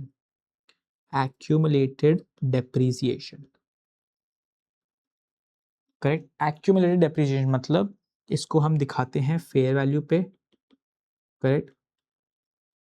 Fair value पे माइनस जो भी हमारा accumulated, मतलब जब से हमने खरीदा होगा. अगर हमने 5 साल पहले खरीदा था तो 5 साल की डेप्रिसिएशन लगाएंगे, क्योंकि कॉस्ट भी 5 साल पहले की ले रहे हैं हम, डेप्रिसिएशन भी 5 साल की ले रहे हैं. अब तो ये हमारा करंट वैल्यू आ जाएगी. जब हम लॉन्ग लिव्ड एसेट्स करेंगे उसमें और बेटर समझ में आ जाएगा. ऐसे एसेट्स को हम क्या बोलते हैं? Which are related. ये provision for depreciation is related to property plant equipment. ये जो आपका एक्सपेक्टेड अनकलेक्टेबल्स है या प्रोविजन फॉर डाउटफुल डेट्स है, this is related to trade receivables. ऐसे अकाउंट्स को क्या बोलते हैं? ऐसे अकाउंट्स को हम बोलते हैं कॉन्ट्रा अकाउंट्स. समझ में आया? ऐसे अकाउंट्स को बोलते हैं कॉन्ट्रा अकाउंट्स, की it affects the other asset. समझ में आया? They both are very very related to each other. समझ में आया? यहाँ तो कोई डाउट, यहाँ तो कोई क्वेरी, बताओ. Shall we move ahead? Trade receivables. देखो सर ट्रेड रिसीवेबल्स में क्या बोला, एक बार रीड थ्रू करते हैं. ट्रेड रिसीवेबल्स या अकाउंट रिसीवेबल्स क्या होता है? Amount that are receivable from customer under credit sale. Credit sale मतलब हमने आज सेल कर दिया बट हमें पैसा बाद में मिलेगा. एंड क्रेडिट सेल क्यों होता है? Because of accrual accounting. वरना जब हमें पैसा मिलता हम तब रिकॉर्ड करते. हाउएवर ये है तो ट्रांजैक्शन 2025 का, तो 2025 में हम रिकॉर्ड करेंगे. पैसा 2026 में मिला हो बट हम रिकॉर्ड करेंगे 2025 में, क्योंकि 2025 में एक्चुअल रिसोर्सेज गए हैं. समझ में आया? यहाँ तो कोई doubt? It arises due to accrual accounting, that is income or revenue which is recognize in the income statement today but cash is received in the following periods. समझ में आया? वही वाली बात. They are also financial assets and they are valued at net realisable value. Net realisable value क्या होता है? Fair value minus your expected uncollectable amount. Uncollectable amount जो आप कलेक्ट नहीं कर पाओगे, जो हमारा जैसे कॉस्ट ऑफ डिस्पोजल हो गया, अलग अलग वर्ड्स हम यूज कर सकते हैं। जैसे while your provision for doubtful debts is a liability, since it directly relates to trade receivables, it is shown on the asset side as a negative balance, reducing trade receivables, therefore it becomes a contra account। समझ में आया? या तो कोई doubt? तो जो हम यहाँ पे पढ़ रहे थे ना, जो हम यहाँ पे पढ़ रहे हैं बिकॉज ऑफ कॉन्ट्रा अकाउंट, ये जो हम यहाँ पे पढ़ रहे थे, कहाँ चला गया? बैलेंस शीट जो हमने बनाई थी, ये देखो, ये बैलेंस शीट जो हम पढ़ रहे थे, now because of this Contra account, आप देख रहे हो कैसे रिफाइन हो रही definition. Now because of this Contra account, ये हमारी इक्विटी एंड लाइबिलिटीज हो गई, इक्विटी एंड लाइबिलिटीज, ये हमारा एसेट्स हो गया, करेक्ट, ये हमारा एसेट्स हो गया। हम यहाँ पे ट्रेड रिसीवेबल्स दिखाएंगे 50 lakhs minus your provision for doubtful dates 5 lakhs। अब यहाँ पे आ जाएगा 45 lakhs। पहले भी यहाँ पे 50 लाख, पहले यहाँ पे 50 lakhs था और यहाँ पे 5 lakhs था, नेट नेट में 45 lakhs का ही डिफरेंस था। हाउएवर अब हम यहाँ पे डायरेक्टली 45 lakhs दिखा रहे हैं। आप देख रहे हो हाउ रिफाइन हम कर रहे हैं धीरे धीरे बेसिस कॉन्सेप्ट्स। बताओ समझ में आया? तो हम कैसे दिखाएंगे उनको, हम दिखाएंगे या अपने नोट्स टू अकाउंट्स में कैसे दिखाएंगे, योर ट्रेड रिसीवेबल्स, जो भी आपका ग्रॉस ट्रेड रिसीवेबल्स है, योर फेयर वैल्यू जो आप रिकवर करोगे, करेक्ट, आपने बेचा किस पे सर 50 lakhs पे, तो 50 lakhs तो आप रिकवर करोगे। However there is an expectation कि वो 50 lakhs नहीं देगा पूरा, तो less your provision for doubtful debts, तो जो भी आएगा हमारा नेट ट्रेड रिसीवेबल्स। समझ में आया? यहाँ तो कोई डाउट, यहाँ तो कोई क्वेरी? बताओ आगे बढ़े, शैल वी मूव अहेड? यहाँ तो कोई डाउट? क्लियर है सर? ठीक है, बताओ शैल वी मूव अहेड? बताओ, डन, सब क्लियर है? अब सर कभी कभी ये जो हमने बोला है ना 10% का प्रोविजन, 10% का प्रोविजन ये कहाँ से आया? ये 10% का प्रोविजन कहाँ से आया सर? पास्ट एक्सपीरियंस, हम हमेशा डील करते आए हैं बी लिमिटेड के साथ, तो हमें ये पास्ट एक्सपीरियंस से ही पता चल गया, या जो हमारी मैनेजमेंट थी, द मैनेजमेंट, उसकी खुद की डिस्क्रिशन थी, उनको लगा था कि 10% is a good measure to show कि रिस्क है थोड़ा, इसलिए हम 10% प्रोवाइड फॉर करके चलते हैं, right. However sir it can differ from firm to firm, company to company, समझ, मैनेजमेंट टू मैनेजमेंट। अगर कोई दूसरी मैनेजमेंट होती है तो वो बोलती सर इसको 12% के लिए प्रोवाइड फॉर करो, कोई दूसरी मैनेजमेंट बोलेगी सर 10% बहुत ज़्यादा है, आप सिर्फ 5% ही दिखाओ, तो हम वो दिखाएंगे 5% या 12%, वट एवर द मैनेजमेंट की डिस्क्रेशन होगी। समझ में आया? अब सर ये जो प्रोविजन होता है 10% का, how is it calculated? How is it calculated? बहुत ही सिंपल है sir, it is calculated as a provision divided by your gross trade receivables. बस, इतना कुछ कॉम्प्लेक्स नहीं करना है आपने। What do you mean by provision? It is 10% of your gross trade receivables. जैसे हमारा 10% प्रोविजन क्या था 5 lakhs का, ग्रॉस ट्रेड रिसीवेबल्स क्या है? ग्रॉस मतलब जो भी आपका नेट ट्रेड रिसीवेबल है प्लस योर प्रोविजन, करेक्ट। तो ग्रॉस क्या था? ग्रॉस वॉज 50 lakhs ना, तो ये क्या हुआ 10%। समझ में आया? तो ये आपको दिमाग में रखना है, कभी भी नेट का मत ले लेना, क्योंकि क्वेश्चंस में क्या होगा ना, मैं आपको क्वेश्चन एक पढ़ के बताता हूँ। Trade receivables net of, net of allowances, allowances का भी मतलब प्रोविजन ही होता है, हमने अलाउ किया हुआ है, अलाउ किया है, allowances of 5 is equal to 95। तो उन्होंने क्या बोला? Trade receivables net of allowances, allowances हटाने के बाद 95 आ रहा है, तो दिस इज नेट, करेक्ट। तो what is your gross trade receivables? Gross trade receivables हो गया 95, 95 प्लस योर प्रोविजन, यही तो है हमारा प्रोविजन वाला अमाउंट, करेक्ट, दिस बिकम्स 100। तो अगर हमें कैलकुलेट करना हुआ परसेंटेज ऑफ प्रोविजन, क्या होगा हमारा 5 जो हमने प्रोविजन प्रोवाइड फॉर किया divided by gross which is 5%। समझ में आया? तो क्वेश्चन में स्पेसिफिकली बता देंगे कि it is net of allowances, तो डू नॉट डू 5/95, वो गलत हो जाएगा। हमने 95 पे प्रोविजन थोड़ी बनाया है, हमने 100 पे बनाया है प्रोविजन, वो काटने के बाद 95 हुआ है। समझ में आया? यहाँ तो कोई डाउट, यहाँ तो कोई क्वेरी? बताओ शैल वी मूव अहेड? इसलिए जो भी आपका परसेंटेज ऑफ डाउटफुल डेट्स होगा, it will always be provision for doubtful dates divided by your gross trade receivables. समझ में आया? Your gross trade receivables. यहाँ तक कोई डाउट, यहाँ तक कोई क्वेरी? बताओ।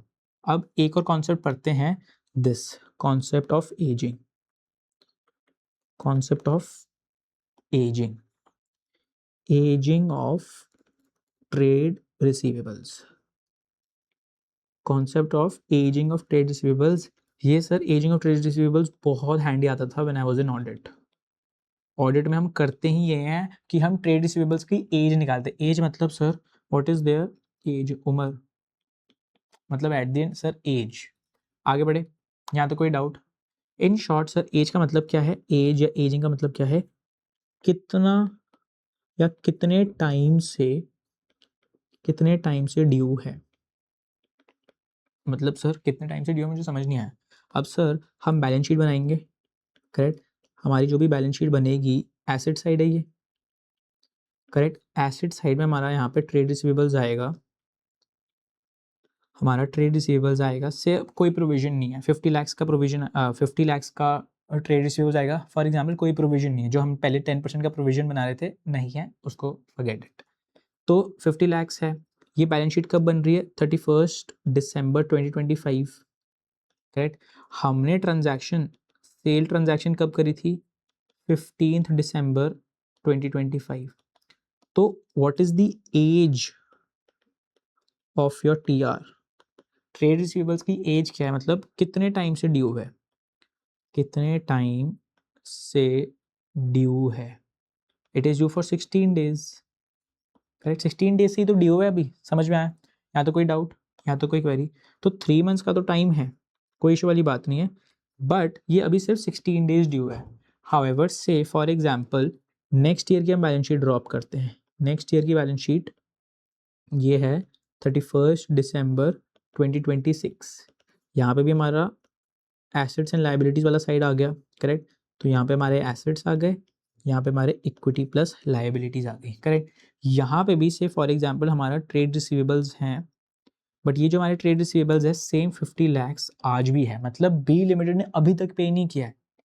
मतलब अगर आप देखो टाइमलाइन क्या है, हमने सेल करी थी ऑन 31st नहीं करी थी, हमने सेल कब करी थी, हमने सेल करी थी ऑन 15/12/25, करेक्ट? हमने बैलेंस शीट ड्रॉ करी थी ऑन 31/12/25, करेक्ट? एंड आज है 31/12/26। तो मतलब सर यहाँ तक तो अनपेड था ही, ठीक है, कोई इशू वाली बात नहीं है, बट उसको पे कर लेना था टिल 15/3/26, मार्च तक तो उसको रीपे करना था। उसने 3 मंथ्स का ही क्रेडिट पीरियड लिया था ना, ये 3 मंथ्स का क्रेडिट पीरियड था, करेक्ट? उसको 3 मंथ्स के अंदर अंदर पे किया था, करना था, बट उसने अभी तक पे ही नहीं किया है। And now it is more than 3 months and अभी भी सर इट इज रिसीवेबल अभी तक नहीं आया हुआ है। तो यहाँ पे एज क्या होगी, यहाँ पे एज होगी 16 प्लस 365, क्या होगा sir, 16 plus 365 381, 16 plus 365 is 381 days, 381 days, समझ में आया? तो ये हम सर डिस्क्लोजर में देंगे कि जो भी हमारे ट्रेड रिसीवेबल्स हैं दे आर आउटस्टैंडिंग या they are due from 381 days, समझ में आया? यहाँ तो कोई डाउट? सर हमें क्यों दिखाना होता है ये, हम क्यों दिखाते हैं एजिंग? सर एजिंग से ना वी अंडरस्टैंड रिकवरेबिलिटी, समझ में आया? वही जो 10% वाला प्रोविजन होता है ना, हमें पता चल जाता है कि इस प्रोविजन को इंक्रीज करना चाहिए, डिफॉल्ट बढ़ तो नहीं सकता, प्रोबेबिलिटी ऑफ डिफॉल्ट, ये प्रोविजन हमें बढ़ाना तो नहीं चाहिए, क्योंकि आप देखो ना सर उसको 3 मंथ्स के अंदर अंदर पे करना था। अब सर 1 ईयर एंड 15 डेज हो गए हैं, उसने अभी 16 डेज हो गए बट उसने अभी तक नहीं पे किया है। तो डोंट यू थिंक हो सकता है वो पैसे मार ले, तो थोड़ा और एक्सपेंस बढ़ा लो, थोड़ा और प्रोविजन बना लो, करेक्ट? तो it just helps you to get an understanding कि सर आउटसाइड वर्ल्ड में हो क्या रहा है। तो इसके बेसिस पे रिकवरेबिलिटी आपको समझ में आ जाता है कि होगा भी या नहीं। ये जो आपने एसेट बना के रखा भी हुआ है जिससे फ्यूचर में इकोनॉमिक बेनिफिट्स इनफ्लो होंगे, ये होंगे भी या नहीं पता भी नहीं चलेगा, समझ में आया? है तो सही कि 50 लाख आने हैं, 50 लाख आने हैं, पता चले सर वो डिफॉल्ट मार गया, कहता है 50 लाख में नहीं दे पाऊंगा, आई एम बैंकक्रप्ट, मैं इंसॉल्वेंट हो गया, मेरे पास पैसा ही नहीं आपको पे करने के लिए, समझ में आया? तो ये बहुत इंपॉर्टेंट होता है from the point of view of an auditor, ये चेक करता है ऑडिटर कि जो ये एसेट है इस एसेट की क्वालिटी क्या है, समझ में आया? यहाँ तक कोई डाउट? आगे बढ़े, शैल वी मूव अहेड, बताओ सर, आगे बढ़े सर।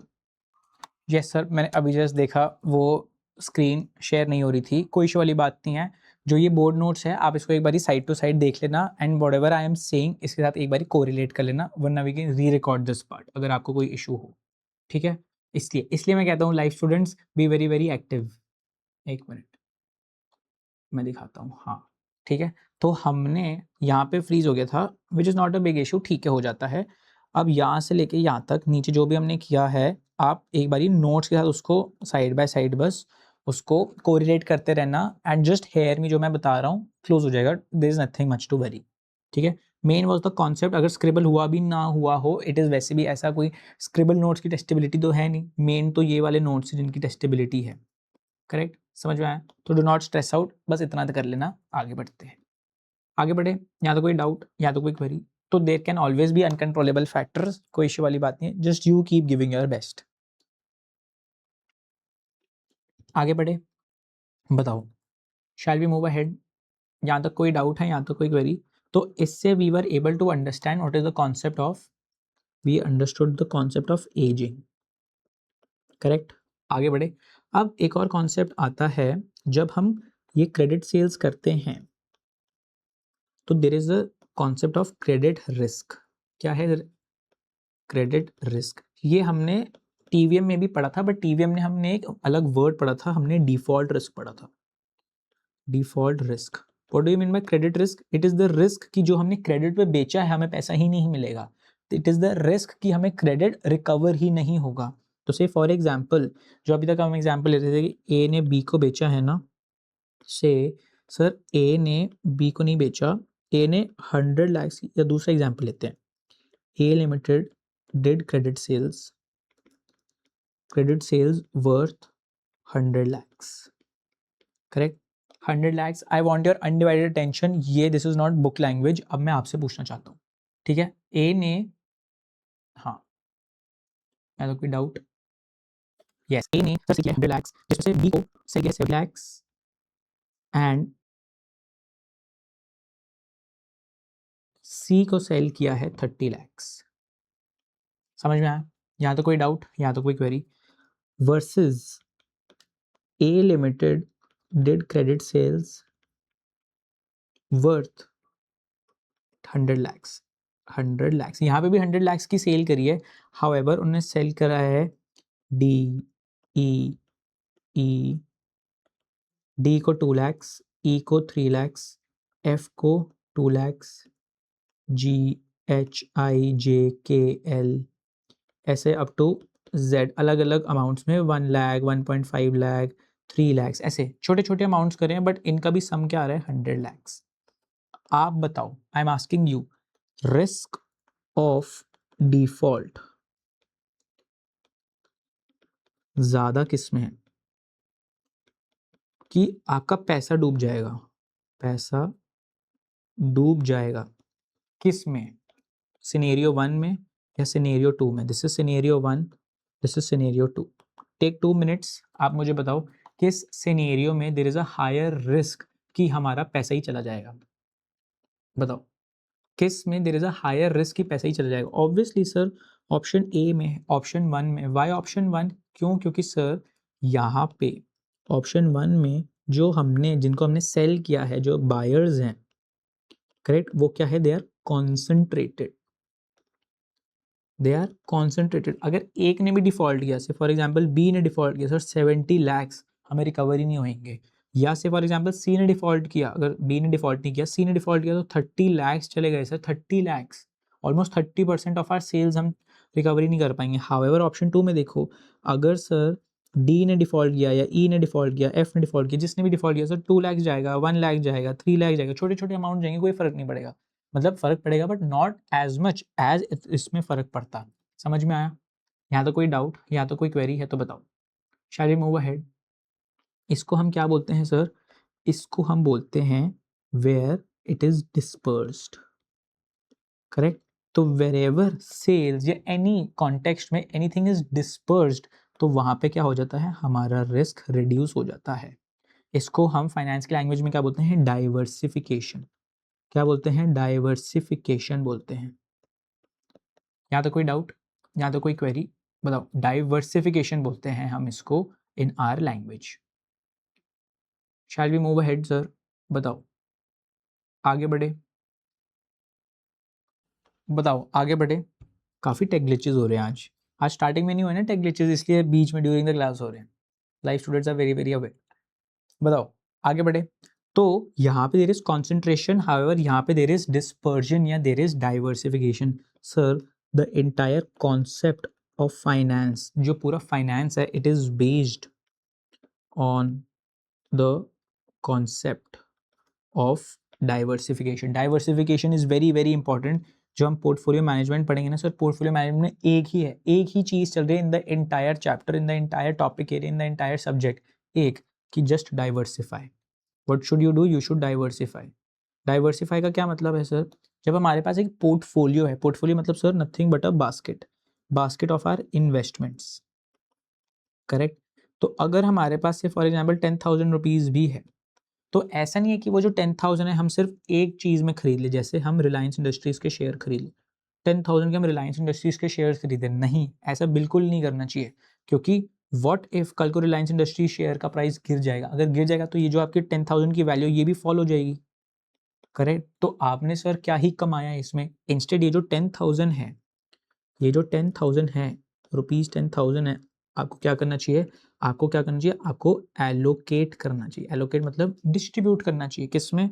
आप सर इक्विटीज में इन्वेस्ट करो, इक्विटी में इन्वेस्ट करो। जैसे आपने रिलायंस में किया ना इन्वेस्ट, आप रिलायंस में इन्वेस्ट करो, रिलायंस में इन्वेस्ट करो। सिर्फ रिलायंस में इन्वेस्ट मत करो, टाटा में इन्वेस्ट करो, महिंद्रा में इन्वेस्ट करो, करेक्ट। आपको किया में इन्वेस्ट करना है, आप किया में इन्वेस्ट करो, होंडा में इन्वेस्ट करो, correct. Why are you only looking at these companies? Look at pharma companies. Pharma company मतलब सर जो फार्मास्यूटिकल में है, जैसे आपकी सन फार्मा हो गई, जैसे आपकी सर डॉक्टर रेड्डीज हो गई, जो आपकी सर रैनबैक्सी हो गई, correct. Why are you only looking at pharma? Also look at tech companies. Tech companies कौन सी होगी सर? इन्फोसिस हो गई, आपकी TCS हो गई, आपकी विप्रो हो गई, आपकी टेक महिंद्रा हो गई, टेक महिंद्रा हो गई, समझ में आया? तो just do not look at these companies, go for tech companies, go for pharma companies, go for automobile companies, go for other companies जैसे रिलायंस कॉन्ग्लोमरेट्स हो गए, या टाटा हो गए, this is also conglomerate, ITC हो गई, दैट इज ऑल्सो कॉन्ग्लोमरेट, समझ में आया? तो go for such companies. Why are you only going for equities? Go for bond investments, correct. Bonds they are issued by government also, और corporates भी issue करते हैं इनको, करेक्ट। तो उनके पास जाओ। तो अगर आपको ये नहीं करना तो you can also go for alternate investments. Alternate investments क्या होता है? जब हम पढ़ेंगे तब you will have greater grip on it. But alternate investments मतलब something which is not equity, which is not bond. क्या हो गया? जैसे हमारा हो गया real estate, correct. Real estate में आप इन्वेस्ट कर लो, आप कमोडिटीज़ में इन्वेस्ट करो। कमोडिटीज़ क्या होता है सर? जैसे आपका गोल्ड हो गया, सिल्वर हो गया, करेक्ट। आप ऐसी चीज़ों में इन्वेस्ट करो तो you can be said to be diversified. तो you can said to be diversified मतलब कल को अगर रिलायंस इंडस्ट्रीज का शेयर डाउन भी जाता है सर, बाकी की जो आपकी होल्डिंग्स है वो थोड़ी नीचे जा रही है, करेक्ट, वो थोड़ी नीचे जा रही है। That is why we also understand a concept of correlation over here. Correlation भी हम पढ़ते हैं, बट इसके beyond I would not tell you, वरना ज़्यादा वो पोर्टफोलियो मैनेजमेंट हो जाएगा। यहाँ पे पोर्टफोलियो मैनेजमेंट हम पढ़ेंगे, हमें ऐसे इन्वेस्टमेंट्स में इन्वेस्ट करना चाहिए कि अगर रिलायंस इंडस्ट्रीज गिरे, ऐसा ना हो कि ये भी गिर जाए, ये बल्कि बढ़ जाए या ये सेम रहे। तभी तो हमारा ओवरऑल जो 10,000 है वो 10,000 ही रहेगा या इंस्टेड बढ़ जाए। वी डोंट वांट कि अगर रिलायंस गिरे तो रिलायंस हमारा 10,000 का पूरा पोर्टफोलियो ही गिर जाए। समझ में आया? यहाँ तो कोई डाउट? आगे बढ़े, बताओ। Shall we move ahead? तो हमने क्या पढ़ा है अभी तक? हमने पढ़ लिया everything that was there to understand regarding trade receivables. समझ में आया? यहाँ तो कोई डाउट? यहाँ तो कोई क्वेरी? आगे बढ़े, बताओ। Shall we move into questions? Questions करें। लो सर, आपका फर्स्ट क्वेश्चन ट्रेड रिसीवेबल्स पे ही है। आपका फर्स्ट क्वेश्चन ट्रेड रिसीवेबल्स पे ही है। एग्जिबिट 1। एग्जिबिट 1 क्या है? Vega technologies limited extract from consolidated balance sheet amounts in rupees millions दिया हुआ है। कंसोलिडेटेड बैलेंस शीट से हमें डेटा मिला हुआ है 31 मार्च 2025 का डेटा एंड 31 मार्च 2024 का डेटा है, करेक्ट। तो what is the accounting year? तो it is starting from April to March. Cash and cash equivalent दिए हुए हैं, शॉर्ट टर्म इन्वेस्टमेंट्स दिए हुए हैं, अकाउंट्स रिसीवेबल दिए हुए हैं, अकाउंट्स रिसीवेबल उन्होंने दिया है net of allowances of 42, net of allowances of 42, मतलब ये 42 relates to 2025 and 37 relates to 2024। हमें कैसे पता चला सर? जैसे डेटा देते हैं बैलेंस शीट में वैसे ही डिस्क्लोजर में भी डेटा देते हैं, करेक्ट? समझ में आया? फिर आता है इन्वेंट्रीज का डेटा दिया हुआ है, अदर करंट एसेट्स का डेटा दिया हुआ है एंड टोटल करंट एसेट्स का डेटा दिया हुआ है, इनका टोटल करके दे दिया हमें। समझ में आया? आगे बढ़े। Based on the balance sheet data for Vega Technologies Limited, what percentage of total accounts, what percentage of total accounts does the company estimate to be uncollectible? They are asking provisions का percentage क्या है, बस हमने वो calculate करके देना है for 2024 and 2025। समझ में आया? 2024 का देना है, 2025 का देना है, कैसे देंगे? बहुत सिंपल है सर। प्रोविजन, क्वेश्चन 1, प्रोविजन हम कैसे कैलकुलेट करते हैं? प्रोविजन एज अ परसेंटेज, यहाँ पे प्रोविजन का amount divided by gross trade receivables. समझ में आया? अगर हमें 2024 का देखना है, 2024 का प्रोविजन क्या है सर? Accounts receivable. प्रोविजन क्या है? 2024 का ये है, 2025 का ये, this is for 25, this is for 24, correct? ये है 37 एंड ग्रॉस क्या है हमारे पास? ये है नेट ऑफ अलाउंस। तो ये जो है हमारे पास, ये दोनों हैं, these are net trade receivables, but हमें तो ग्रॉस चाहिए, तो नेट ट्रेड रिसीवेबल्स में ऐड कर देंगे 11263 प्लस 37। आप कैलकुलेट कर लो, हम कर लेते हैं। एंड 2025 के लिए हम कैसे कैलकुलेट कर लेंगे? 2025 में हम करेंगे 42 divided by 42 plus your 13158।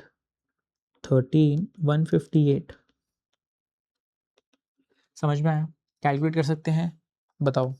37 plus 11263 is equal to 1/x into 37 into 100, कितना आया सर? ये 0.32, करेक्ट?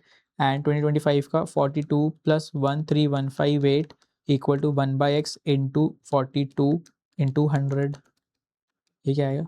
0.31, करेक्ट? तो 0.31 एंड 0.33, 0.31 एंड 0.32 कहाँ पे आ रहा है सर? 0.31 एंड 0.32, 0.31 0.32, ये ले 0.31 0.32 आया? बताओ, कैलकुलेट कर सकते हैं? यहाँ तो कोई doubt? Question 2, which of the following best describes, देखो सर पहले यहाँ पे 25 आएगा, तो 25 का कितना था?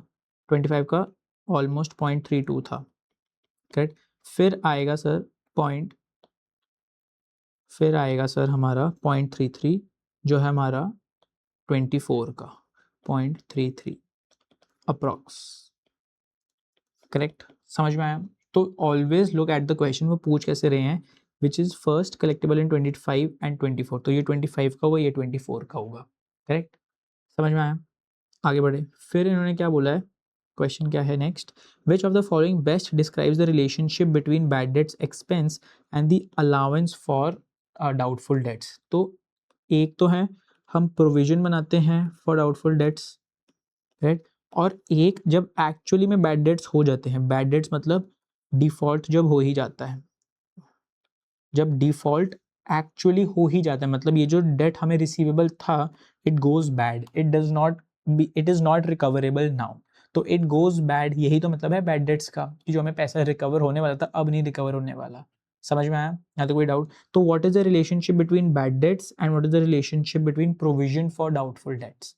बताओ, what is the relationship between bad debts and what is the relationship between provision for doubtful debts? Bad debt expenses increases the allowance for doubtful debts while actual write-off decreases it. Both bad debt expense and write-off increase the allowance account. The allowance account is recorded only when receivables are actually written off. तो ये जो allowance account होता है, जो ये हमारा provision होता है, is it recorded only when trade receivables are actually written off? उससे पहले भी तो हम प्रोवाइड फॉर करते ना, हम पहले ही एक एक्सपेंस वैसे भी तो सोच के रखते हैं, करेक्ट? इसलिए आंसर सी तो नहीं है answer, that option C is not the answer. Bad debt expense increases the allowance for doubtful debts while actual write off decreases it, या both bad debt expense and write off increases the allowance account? आप बताओ, हमने क्या entry पढ़ी थी ऊपर? अगर मैं आपको एंट्री दिखाऊं ऊपर, जब हम बैड डेट्स बनाते हैं, ये देखो, जब हम बैड डेट्स करते हैं या बैड डेट्स के लिए एक्सपेंस फॉर प्रोवाइड फॉर करते हैं, तो does it increase the provision or does it decrease the provision? It increases the provision, correct. और जब एक्चुअली में डिफॉल्ट हो जाता है तो ये प्रोविजन रिड्यूस हो रहा है, लायबिलिटी रिड्यूस हो रही है, लायबिलिटी रिड्यूस हो रही है मतलब डेबिट हो रही है। Therefore option A is the answer. समझ में आया? यहाँ तो कोई doubt? Therefore sir option A is the correct answer. आगे बढ़े, ऑप्शन बी क्या बोलता है?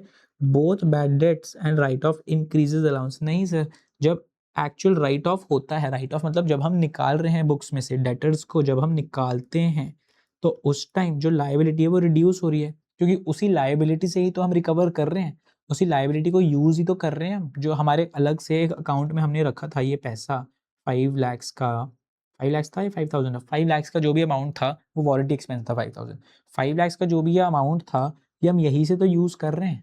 समझ आया? तो यहाँ पे लायबिलिटी रिड्यूस हो रही है, इसलिए तो वो डेबिट हो रहा है। आगे बढ़े, यहाँ तो कोई डाउट? बताओ, शैल वी मूव अहेड? आगे बढ़े, फिर आता है question 3। This is very very analytical, very analytical as a question. You lead this question. आप मुझे बताओ इसका क्या आंसर होना चाहिए। Question 3, question 3, which of the following factors would most likely decrease, which of the following would most likely decrease the company's allowance for doubtful debts as a percentage of total trade receivables? हम sir क्या करते हैं, हम provision क्यों बनाते हैं? हमें लगता है ना डिफॉल्ट हो जाएगा, करेक्ट, सामने वाला डिफॉल्ट कर देगा, इसलिए हमें लगता है हम पहले ही प्रोवाइड फॉर करते हैं, बाद में प्रॉफिट पे हिट आएगा या बाद में लॉस होगा या बाद में डिफॉल्ट होगा, उससे पहले सर आज ही हिट ले लो, क्योंकि आज हमें पता है हमने आज ही बिजनेस में एंटर किया है, करेक्ट। तो डिफॉल्ट इज बेस्ड कि जो हमारा कस्टमर है वो कैसा है।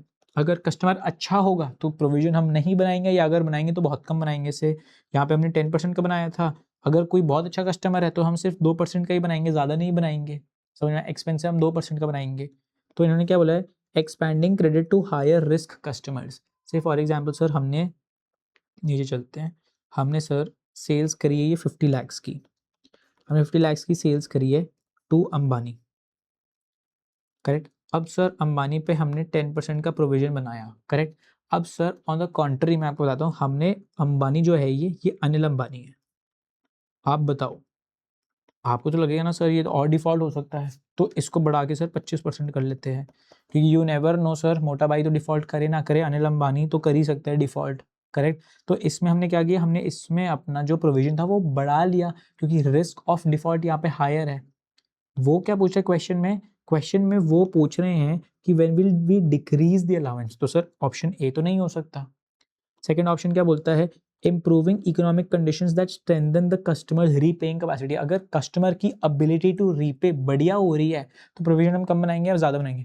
ऑब्वियसली सर यहाँ पे provision will fall, correct. Option C क्या बोलता है, ऑप्शन सी बोलता है increasing the volume of credit sales to new customers with no payment history. तो सर हम ज़्यादा से ज़्यादा लोगों को बेच रहे हैं, ज़्यादा सेल्स करने के लिए, कि हमें सर 50 lakhs है, हम सर किसी भी रैंडम बंदे के पास जा रहे हैं, सर आप भी सेल्स ले लो, सर आपको भी हम सेल कर दे, आपको भी कर दे सर, आपको कर दे, आपको कर दे, आपको कर दे, आपको कर दे, आपको कर दे, आपको कर दे। अब सर हमने ये क्या कर दिया, हमने सर 150 लाख की सेल्स कर दी। गुड, कोई इशू वाली बात नहीं है, गुड है सर, आपकी 150 लाख की सेल्स हो गई है। हाउएवर सर मेन तो आपको पैसे चाहिए होता है ना, किसी भी बिजनेस के ऑपरेशंस को रन करने के लिए, बिजनेस को, कंपनी को रन करने के लिए eight the and need hard money, hard cash. आपके पास वो कैश आएगा भी या नहीं आएगा, क्योंकि आपने ऐसे रैंडम लोगों को बेच दिया है just to show higher sales. ये सेल्स फिगर अचीव करने के लिए आपने रैंडम लोगों को सेल कर दिया है, जो कि आपको पता ही नहीं बाद में देंगे या नहीं देंगे। तो इस केस में प्रोविजन तो बल्कि बढ़ जाएगा हमारा, क्योंकि रिस्क ऑफ डिफॉल्ट हाई होगा। ऑप्शन टू में, ऑप्शन टू में बल्कि हमारा प्रोविजन रिड्यूस होगा। समझ में आया? यहाँ तो कोई डाउट, इसलिए option B is the answer. Shall we move ahead? यहाँ तो कोई डाउट, यहाँ तो कोई query? Option 4, sorry question 4, which of the following is an example of a contra asset account? Contra asset account, depreciation, provision for doubtful debts और deferred income. बताओ what is it? Obviously sir B, provision for doubtful debts. Depreciation हमने बोला था provision for depreciation, provision for depreciation, जिसमें हम क्या दिखाते हैं, एक्यूमुलेटेड डेप्रिसिएशन। तो अगर वो होता ऑप्शन में तब फाइट होती है ऑप्शंस के बीच में, बट यहाँ पे तो आप देख रहे हो provision for doubtful dates, this is just made for trade receivables. या तो कोई डाउट या तो कोई क्वेरी, बताओ आगे बढ़े। Shall we move ahead sir. तो वेरी वेरी इंपॉर्टेंटली हम क्वेश्चंस में चले गए थे, हमने नोट्स नहीं पढ़े। The age of accounts receivable, what do you mean by age of receivable? The period for which the amount has been due या outstanding including the days of past due. तो हम पीछे का भी देखते हैं कि सर हमें कितने टाइम से ड्यू है, कितने टाइम से रिकवरेबल है। दिख रहा है कि रिकवरेबल है, सर दे तो दो हमें पैसा, पैसा आए तो सही, तभी तो मज़ा आएगा। It helps in checking the concentration of credit risk that is the default on due date. तो हमने जिन जिन को सेल्स किया है, अगर हम समझ लेंगे कि हमने किन किन को सेल्स किया, हमें पता चल जाएगा कि sir do we have any form of credit risk. Credit risk किससे आएगा कि सर इज देयर कॉन्सेंट्रेशन और नॉट। अगर हमने सिर्फ 2 लोगों को बेचा होगा वर्सेस हमने सर 50 लोगों को सेल किया है, तो 2 लोगों को अगर हमने बेचा है बी और सी, एक ने भी अगर डिफॉल्ट कर दिया तो सर एक बहुत मैसिव अमाउंट का फॉल्ट आएगा, करेक्ट। और अगर छोटा अमाउंट भी डिफॉल्ट हो, कोई इशू वाली बात नहीं सर, 1-2 लाख तो बिजनेस का रिस्क चलता ही है सर। समझ में आया? आगे बढ़े। तो higher the number of customers lower is the credit risk, correct. 50 customers A B C D E F G सबको हम बेच रहे हैं, अगर लोअर नंबर ऑफ कस्टमर्स है तो यहाँ पे देयर इज हायर रिस्क। क्यों? क्योंकि सर 30 लाख 70 लाख वाला सीन चल रहा है यहाँ पे। समझ में आया? या तो कोई डाउट या तो कोई क्वेरी। एंड हमने ऊपर पढ़ लिया था कि trade receivables is a financial asset. क्यों? क्योंकि सर हमें वहां से पैसा आना है, करेक्ट। इन्वेंट्रीज को सर अभी होल्ड पे रखते हैं, इन्वेंट्रीज को होल्ड कर रखते हैं, जब हम करेंगे नेक्स्ट चैप्टर तो इन डिटेल पढ़ेंगे, तो यहाँ पे कोई इशू वाली बात नहीं है। फिर आ जाता है sir other current assets. What do you mean by other current assets? Sir other current assets मतलब जो अभी तक, जो हमने अभी तक ऊपर एसेट्स पढ़े अगर उसमें नहीं आए हैं तो उसका मतलब होता है अदर करंट एसेट्स। बताओ, यहाँ तो कोई डाउट है या तो कोई query? What do you mean by other current assets? Other current assets I have lost track, तो हम ऐसी हैशटैग बना लेते हैं अदर करंट एसेट्स। तो अदर करंट एसेट्स वो वाले एसेट्स है जो अभी तक ऊपर दे वर नॉट क्लासिफाइड या नहीं आए थे। इसका बहुत बड़ा प्राइम एग्जांपल क्या होता है सर? Prepaid expense. हमारा क्या है एग्जांपल सर इसका? Prepaid expense is a prime example इसका। आगे बढ़े। यहाँ तो कोई डाउट है, यहाँ तो कोई क्वेरी है तो बताओ। सर प्रीपेड एक्सपेंस का मतलब क्या होता है? प्रीपेड एक्सपेंस मतलब यू हैव प्रीपेड, जो ये एक्सपेंस था या जो आपका खर्चा था होने वाला था, बट आपने पहले ही पे कर लिया, पहले ही पे कर दिया। तो is it an asset for you? Obviously sir हमने पहले ही प्रीपे कर लिया है, करेक्ट। आपने cash paid in the current period, but it is for an expense to be incurred, for an expense to be incurred next year. समझ में आया? ऐसा एक्सपेंस है जो नेक्स्ट ईयर इनकर होएगा, बट आपने खर्चा आज ही कर लिया है। समझ में आया? या तो कोई डाउट या तो कोई क्वेरी। से हम एग्जाम्पल लेते हैं रेंट का। सर रेंट का एग्जाम्पल हम बैठे हैं यहाँ पे, इट इज़ 28 दिसंबर 2025, करेक्ट। तो 28 दिसंबर यहाँ पे आ जाएगा 1 जैन 26, करेक्ट। एंड यहाँ पे आ जाएगा 1 Feb 26।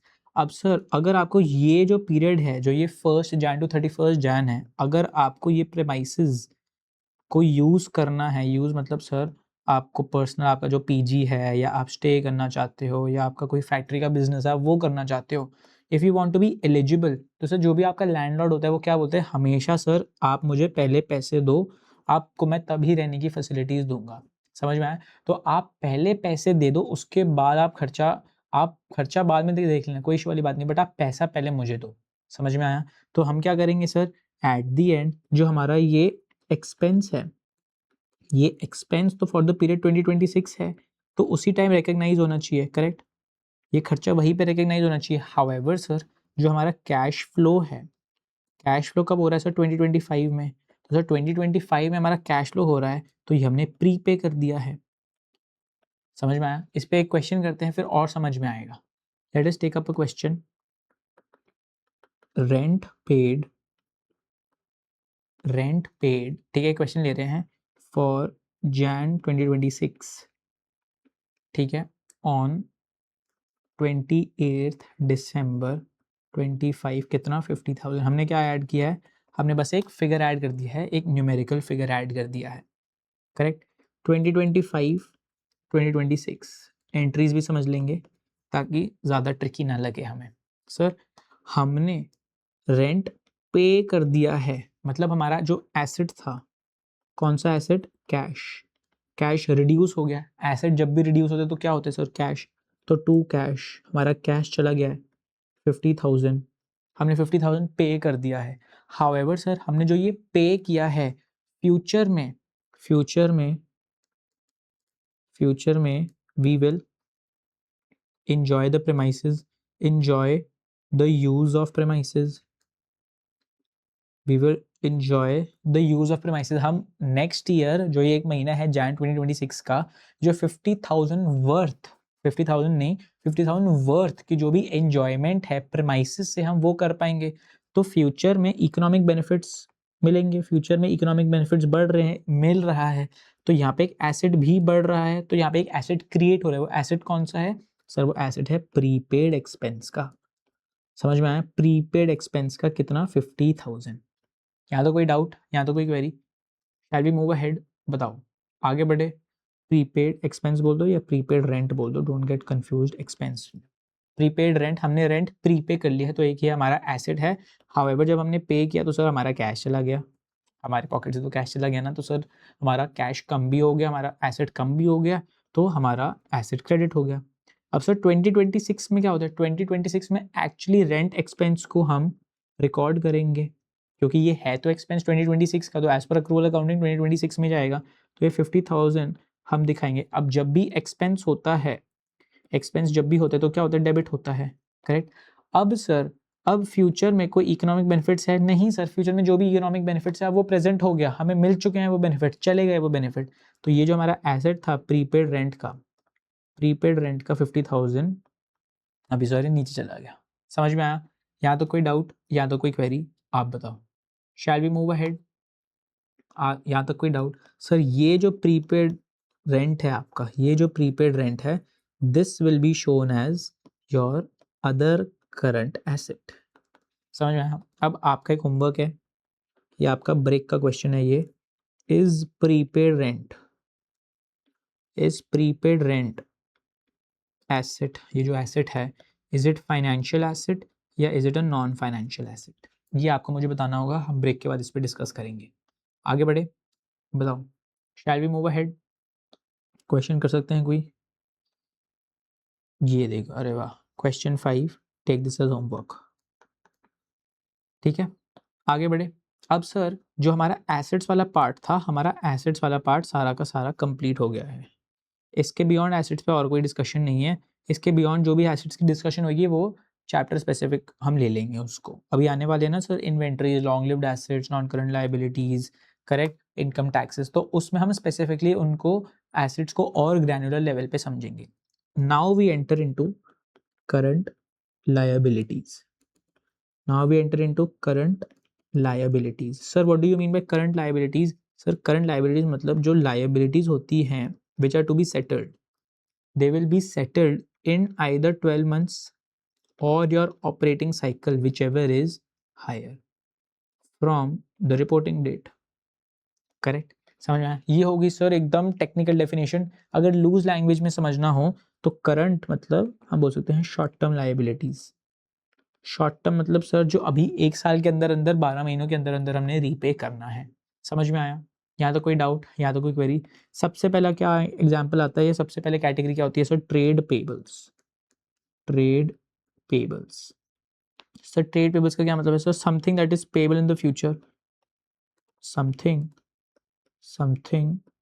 Payable in the future. तो बिकॉज हमें कुछ पे करना है फ्यूचर में, तो फ्यूचर में इकोनॉमिक बेनिफिट्स का आउटफ्लो होगा, and because it is an outflow, it is an obligation, तो क्या है ये हमारी लायबिलिटी है ये, करेक्ट, तो इसलिए हमें पे करना है। However this is in ordinary course of business, this is in your ordinary course of business. समझ में आया, यहाँ तो कोई डाउट, यहाँ तो कोई क्वेरी है तो बताओ, आगे बढ़े, it is in your ordinary course of business, इसलिए हम इसको क्या बोलते हैं, ट्रेड पेबल्स बोलते हैं। अगेन सेम जैसे ट्रेड रिसीवेबल्स होते हैं, ट्रेड पेबल्स होते हैं, वो उल्टा होता है। This also happens because of accrual accounting. Correct, समझ में आया? इसको एक एग्जाम्पल के थ्रू समझते हैं। अगर आपको ट्रेड रिसीवेबल्स समझ में आ गया तो ट्रेड पेबल्स तो बहुत ईजी है। करेक्ट, उसी का ही एकदम ऑपोजिट चल रहा है। You have to just develop that understanding that perspective. क्या है क्वेश्चन? सर गुड्स, एक एग्जाम्पल लेते हैं, goods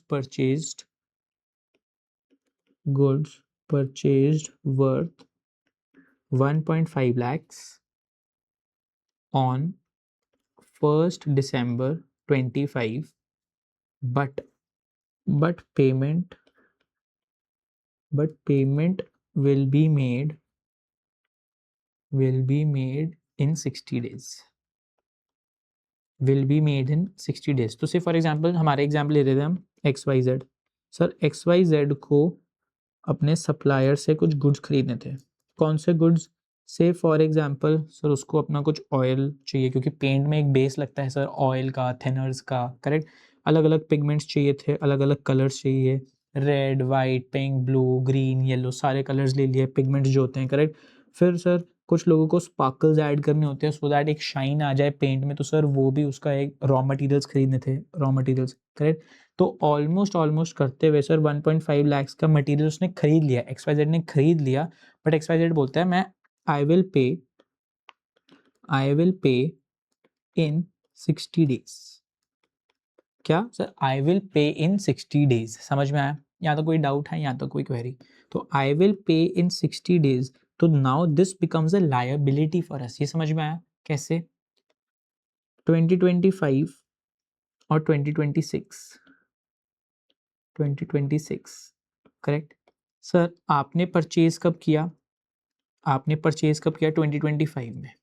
तो ये कब का एक्सपेंस होना चाहिए? 2025 का एक्सपेंस होना चाहिए। हाउएवर सर कैश कब पे किया? 2026 में। 2026 में 2026 की देखी जाएगी, हमें तो सर 2025 में एक्सपेंस बुक करना चाहिए। तो क्या है सर? परचेज किया हमने कितने का सर? 1,50,000 का। करेक्ट, समझ में आया? हाउएवर हमने अभी पे नहीं किया है, हम बाद में पे करेंगे, तो बाद में फ्यूचर में इकोनॉमिक बेनिफिट्स का आउटफ्लो होगा। तो फ्यूचर में इकोनॉमिक बेनिफिट्स का आउटफ्लो होगा, तो आउटफ्लो होगा मतलब इट इज़ अ लायबिलिटी। और अगर लायबिलिटी इंक्रीज होती है तो क्या होता है? क्रेडिट होता है। तो purchases to your trade payables. समझ में आया? योर ट्रेड पेबल्स कितना सर? 1,50,000। इसको नीचे लिख दो, कन्फ्यूजन ना हो जाए। ट्रेड पेबल्स, और इसको मैं एक ही कलर से लिख देता हूँ, इसको एक ही कलर से लिख लेता हूँ, ट्रेड पेबल्स। समझ में आया? या तो कोई डाउट है या तो कोई क्वेरी? आगे बढ़े, बताओ। Shall we move ahead? अब सर फाइनली नेक्स्ट ईयर जब हमें पे करना होता है, हमने एक्चुअली पे किया, तो टू कैश, क्योंकि हमारा एसेट गया और हमारा एसेट जाता है तो क्रेडिट हो जाता है। करेक्ट, तो टू कैश हमारा कितना गया? 1,50,000। हमने एक्चुअली पे कर दिया। अब क्या फ्यूचर में कोई पेमेंट करने की लायबिलिटी है? कोई लायबिलिटी नहीं है सर। अब वो लायबिलिटी भी खत्म, क्योंकि अब वो प्रेजेंट में आ गए हम।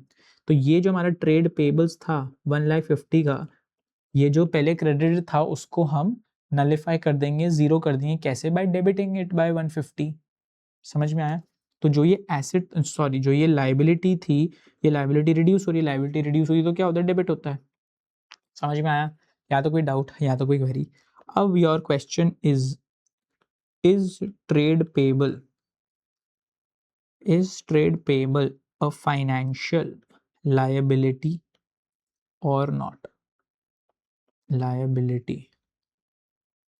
लायबिलिटी और नॉट, ये आपको मुझे बताना है। हम ब्रेक में डिस्कस करेंगे, ब्रेक के बाद डिस्कस करेंगे। समझ में आया? या तो कोई डाउट या तो कोई क्वेरी? आगे बढ़े। Trade payable, is it a financial liability और नॉट? आंसर ही आ गया, वाह। Yes, it is a financial liability. Financial liability क्या होता है sir? Financial liability is any liability जिसमें फ्यूचर में इकोनॉमिक बेनिफिट्स का आउटफ्लो होगा, या देयर इज एन ऑब्लिगेशन, कुछ भी बोल दो। करेक्ट, फ्यूचर में इकोनॉमिक बेनिफिट्स का आउटफ्लो होगा या हमारी ऑब्लिगेशन होगी, वो करेक्ट है, वो लायबिलिटी है। यहाँ पर उन्होंने स्पेसिफाई कर दिया कि वो कैसे होएगा? Via cash. तो ये सेटल कैसे होएगा? ये होगा सेटल वाया कैश। तो you have a contractual obligation to settle to settle a liability using cash या वाया कैश, तो कैश से ही उसकी सेटलमेंट होएगी। तो क्या ट्रेड पेबल्स की सेटलमेंट कैश से ही हुई है? हाँ, कैश से ही तो हुई है। वो 1,50,000 1.5 लाख रुपए आपको पे करना ही करना है। It is a contractual liability. आपने नहीं पे किया तो आपको ये कोर्ट ले जाएगा। कॉन्ट्रैक्ट आपने साइन किया होगा कि आई एंड जो सप्लायर है, we are entering into a contract, I will pay you 1,50,000 after 60 days. नहीं पे किया तो you can take me to the court of law. समझ में आया? दैट इज वाई हम इसको क्या बोलते हैं, that is why we call it a contractual liability. दिख रहा है? That is why we call it a contractual liability. समझ में आया? यहाँ तो कोई डाउट, यहाँ तो कोई क्वेरी? वेरी वेरी सिंपल, हम अभी तक जो पढ़ते हुए आए हैं, नॉट वेरी वेरी कॉम्प्लेक्स। अब sir, because this happens in the ordinary course of trade and हमें क्रेडिट मिलता है, पहले हम क्रेडिट दे रहे थे, अब हम क्रेडिट ले रहे हैं, तो इसको हम क्या बोलते हैं? इसको हम ट्रेड क्रेडिट भी बोलते हैं। समझ में आया? इसको हम क्या बोलते हैं? इसको हम ट्रेड क्रेडिट भी बोलते हैं। It is just another name of the same thing. समझ में आया? क्या हमें मिला है सर? हमें क्रेडिट मिला है, बट हमें इन दी ऑर्डिनरी कोर्स ऑफ बिजनेस मिला है। बिकॉज हम बिजनेस कर रहे हैं इसलिए हमें ये क्रेडिट मिला है, इसलिए हम इसको क्या बोलते हैं? ट्रेड क्रेडिट बोलते हैं। समझ में आया? आगे बढ़े? यहाँ तो कोई डाउट, यहाँ तो कोई क्वेरी? अब सर देखो, करंट लायबिलिटीज में सबसे पहला क्या है? Your trade payables. Trade payables क्या बोलता है sir? Your amount payable to suppliers और वेंडर्स अंडर क्रेडिट परचेजेस, की आपने परचेज किया credit. Why does it arise? Same reason sir, it arises due to accrual accounting की परचेज एक्सपेंस आपको recognise करना पड़ेगा in the current year today, क्योंकि आपने परचेज आज किया, आपने ऑयल आज परचेज किया, आपने पिगमेंट आज परचेज किया, आपने स्पार्कल्स आज परचेज किया, बट आप खर्चा नेक्स्ट ईयर कर रहे हो, but cash payment is in the following periods. तो आप बाद में उसको कैश का ट्रांजैक्शन बाद में रिकॉर्ड कर लेना, बट आज जो परचेज का ट्रांजैक्शन है उसको आज ही रिकॉर्ड करना पड़ेगा। It is also called as trade credit because it is the credit period that is extended by vendors to the entity and it is a means of short term financing. तो इसको हम short term financing भी बोलते हैं, क्योंकि आज हमें पैसा लग जाता, आज ये 1,50,000 हमारा खर्चा हो जाता, नहीं हुआ क्यों? क्योंकि सर हमें छोटा सा एक लोन मिल गया। लोन मिल गया मतलब सर हमें 1,50,000 हमें मिल गए कि हम परचेज कर पाए, बाद में हम 1,50,000 रीपे कर देंगे। समझ में आया? तो it is a trade credit, it is a kind of short term financing. समझ में आया? यहाँ तो कोई डाउट, यहाँ तो कोई query? It is also a financial liability. Why is it a financial liability? क्यों? क्योंकि it is to be settled in cash. समझ में आया? यहाँ तो कोई डाउट, यहाँ तो कोई query? Sir, other types of short term liabilities, other types of short term financial liabilities, इसको हम करेंगे नेक्स्ट चैप्टर में, इसको हम करेंगे नेक्स्ट चैप्टर में, तो there is nothing to worry. ठीक है, अब आ जाता है your current maturity of long term debt, जो हमने लास्ट चैप्टर में भी किया था, आई मीन लास्ट क्लास में भी किया था। Your current maturity of long term date, current maturity of long term date. तो सर सबसे पहली चीज़, मतलब डेट जो है वो लॉन्ग टर्म ही है, इसमें आपको कंफ्यूज नहीं होना है, डेट लॉन्ग टर्म ही है। जैसे XYZ ने डेट लिया फ्रॉम HDFC, कितने का? 10 करोड़ का। अब HDFC ने बोला it has to be repaid in 5 equal annual instalments, correct? तो अगर हम आज यहाँ पे हैं तो 0th point in time, first year, second year, third year, fourth year, fifth year, correct? यहाँ पे सर हमें 10 करोड़ मिले, हमारा इनफ्लो हुआ, हमें यहाँ पे 2 करोड़ पे करने हैं, यहाँ पे 2 करोड़ पे करने हैं, यहाँ पे 2 करोड़ पे करने हैं, यहाँ पे 2 करोड़ पे करने हैं, यहाँ पे 2 करोड़ पे करने हैं, करेक्ट? ये बोला है सर HDFC ने कि हमें रीपे ऐसे करना है, करेक्ट? मैं इंटरेस्ट का कॉम्पोनेंट अभी नहीं ले रहा हूँ, I don't want to create more confusion. समझ में आया? यहाँ तो कोई डाउट? सर अगर आप देखो, हम खड़े हैं यहाँ पे, करेक्ट? कहाँ चला गया? ये रहा, we are standing over here, correct? तो ये वाला part, can we say it is short term या can we say it is a current liability? However ये वाला जो पार्ट है, मतलब इसके बियॉन्ड वाला जो पार्ट है, it is after 1 year, it is after 12 months. अगर 12 months and operating cycle whichever is higher, operating cycle नहीं दिया हुआ है तो हम 12 मंथ्स लेके चलेंगे, तो 12 मंथ्स के बियॉन्ड है, तो because it is after 12 months, because it is after 12 months, तो it becomes a long term liability, long term liability or your non current liability. समझ में आया? यहाँ तो कोई डाउट? हाउएवर ये जो है, ये तो आपको आज ही पे करना पड़ेगा ना, ये जो फर्स्ट ईयर वाला है, फर्स्ट ईयर वाला तो आपको पे करना पड़ेगा, ये हमारी करंट लाइबिलिटी है। फर्स्ट ईयर के बाद वाला जो भी पार्ट है, फर्स्ट ईयर के बाद वाला जो भी पार्ट है that is a non current liability. समझ में आया? या तो कोई डाउट? तो ये तो आपको पे करना पड़ेगा। समझ में आया? This is your end of the first year, end of the first year आया।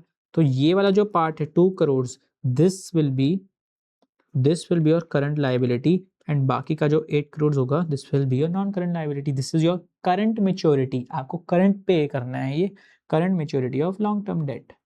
तो उन्होंने यही बोला हुआ है, your portion of long term financial liabilities which are repayable within 12 months और योर ऑपरेटिंग साइकिल, और ऑपरेटिंग साइकिल नहीं दिया हुआ है तो इसको हम 12 मंथ्स ही ले लेंगे। इफ नॉट गिवन तो 12 मंथ्स ही इसको अज्यूम करेंगे। समझ में आया? यहाँ तो कोई डाउट, यहाँ तो कोई क्वेरी? आगे बढ़े, बताओ। Shall we move ahead? अब आ जाता है योर अदर करंट लाइबिलिटीज। क्या आ जाता है sir? Your other current liabilities. ठीक है, your other current liabilities. But इसको करवाने से पहले I would want guys to go for a break. I know थोड़ा हैवी हो गया है, गो फॉर अ ब्रेक, वापस आएंगे देन हम करेंगे। I am not wanting to force, क्योंकि 2 लोग ऑलरेडी ब्रेक के लिए पूछ चुके हैं। तो आप जाओ ब्रेक के लिए, वापस आओ, then we will continue this and then we'll also move into equity वाला सेक्शन। ठीक है, all the very best, go for a break, come back a bit refreshed, come back a bit well rested, कुछ खा पी के आ जाना आराम से, then we can sit and we can continue. ठीक है, चलो sir, go for a break.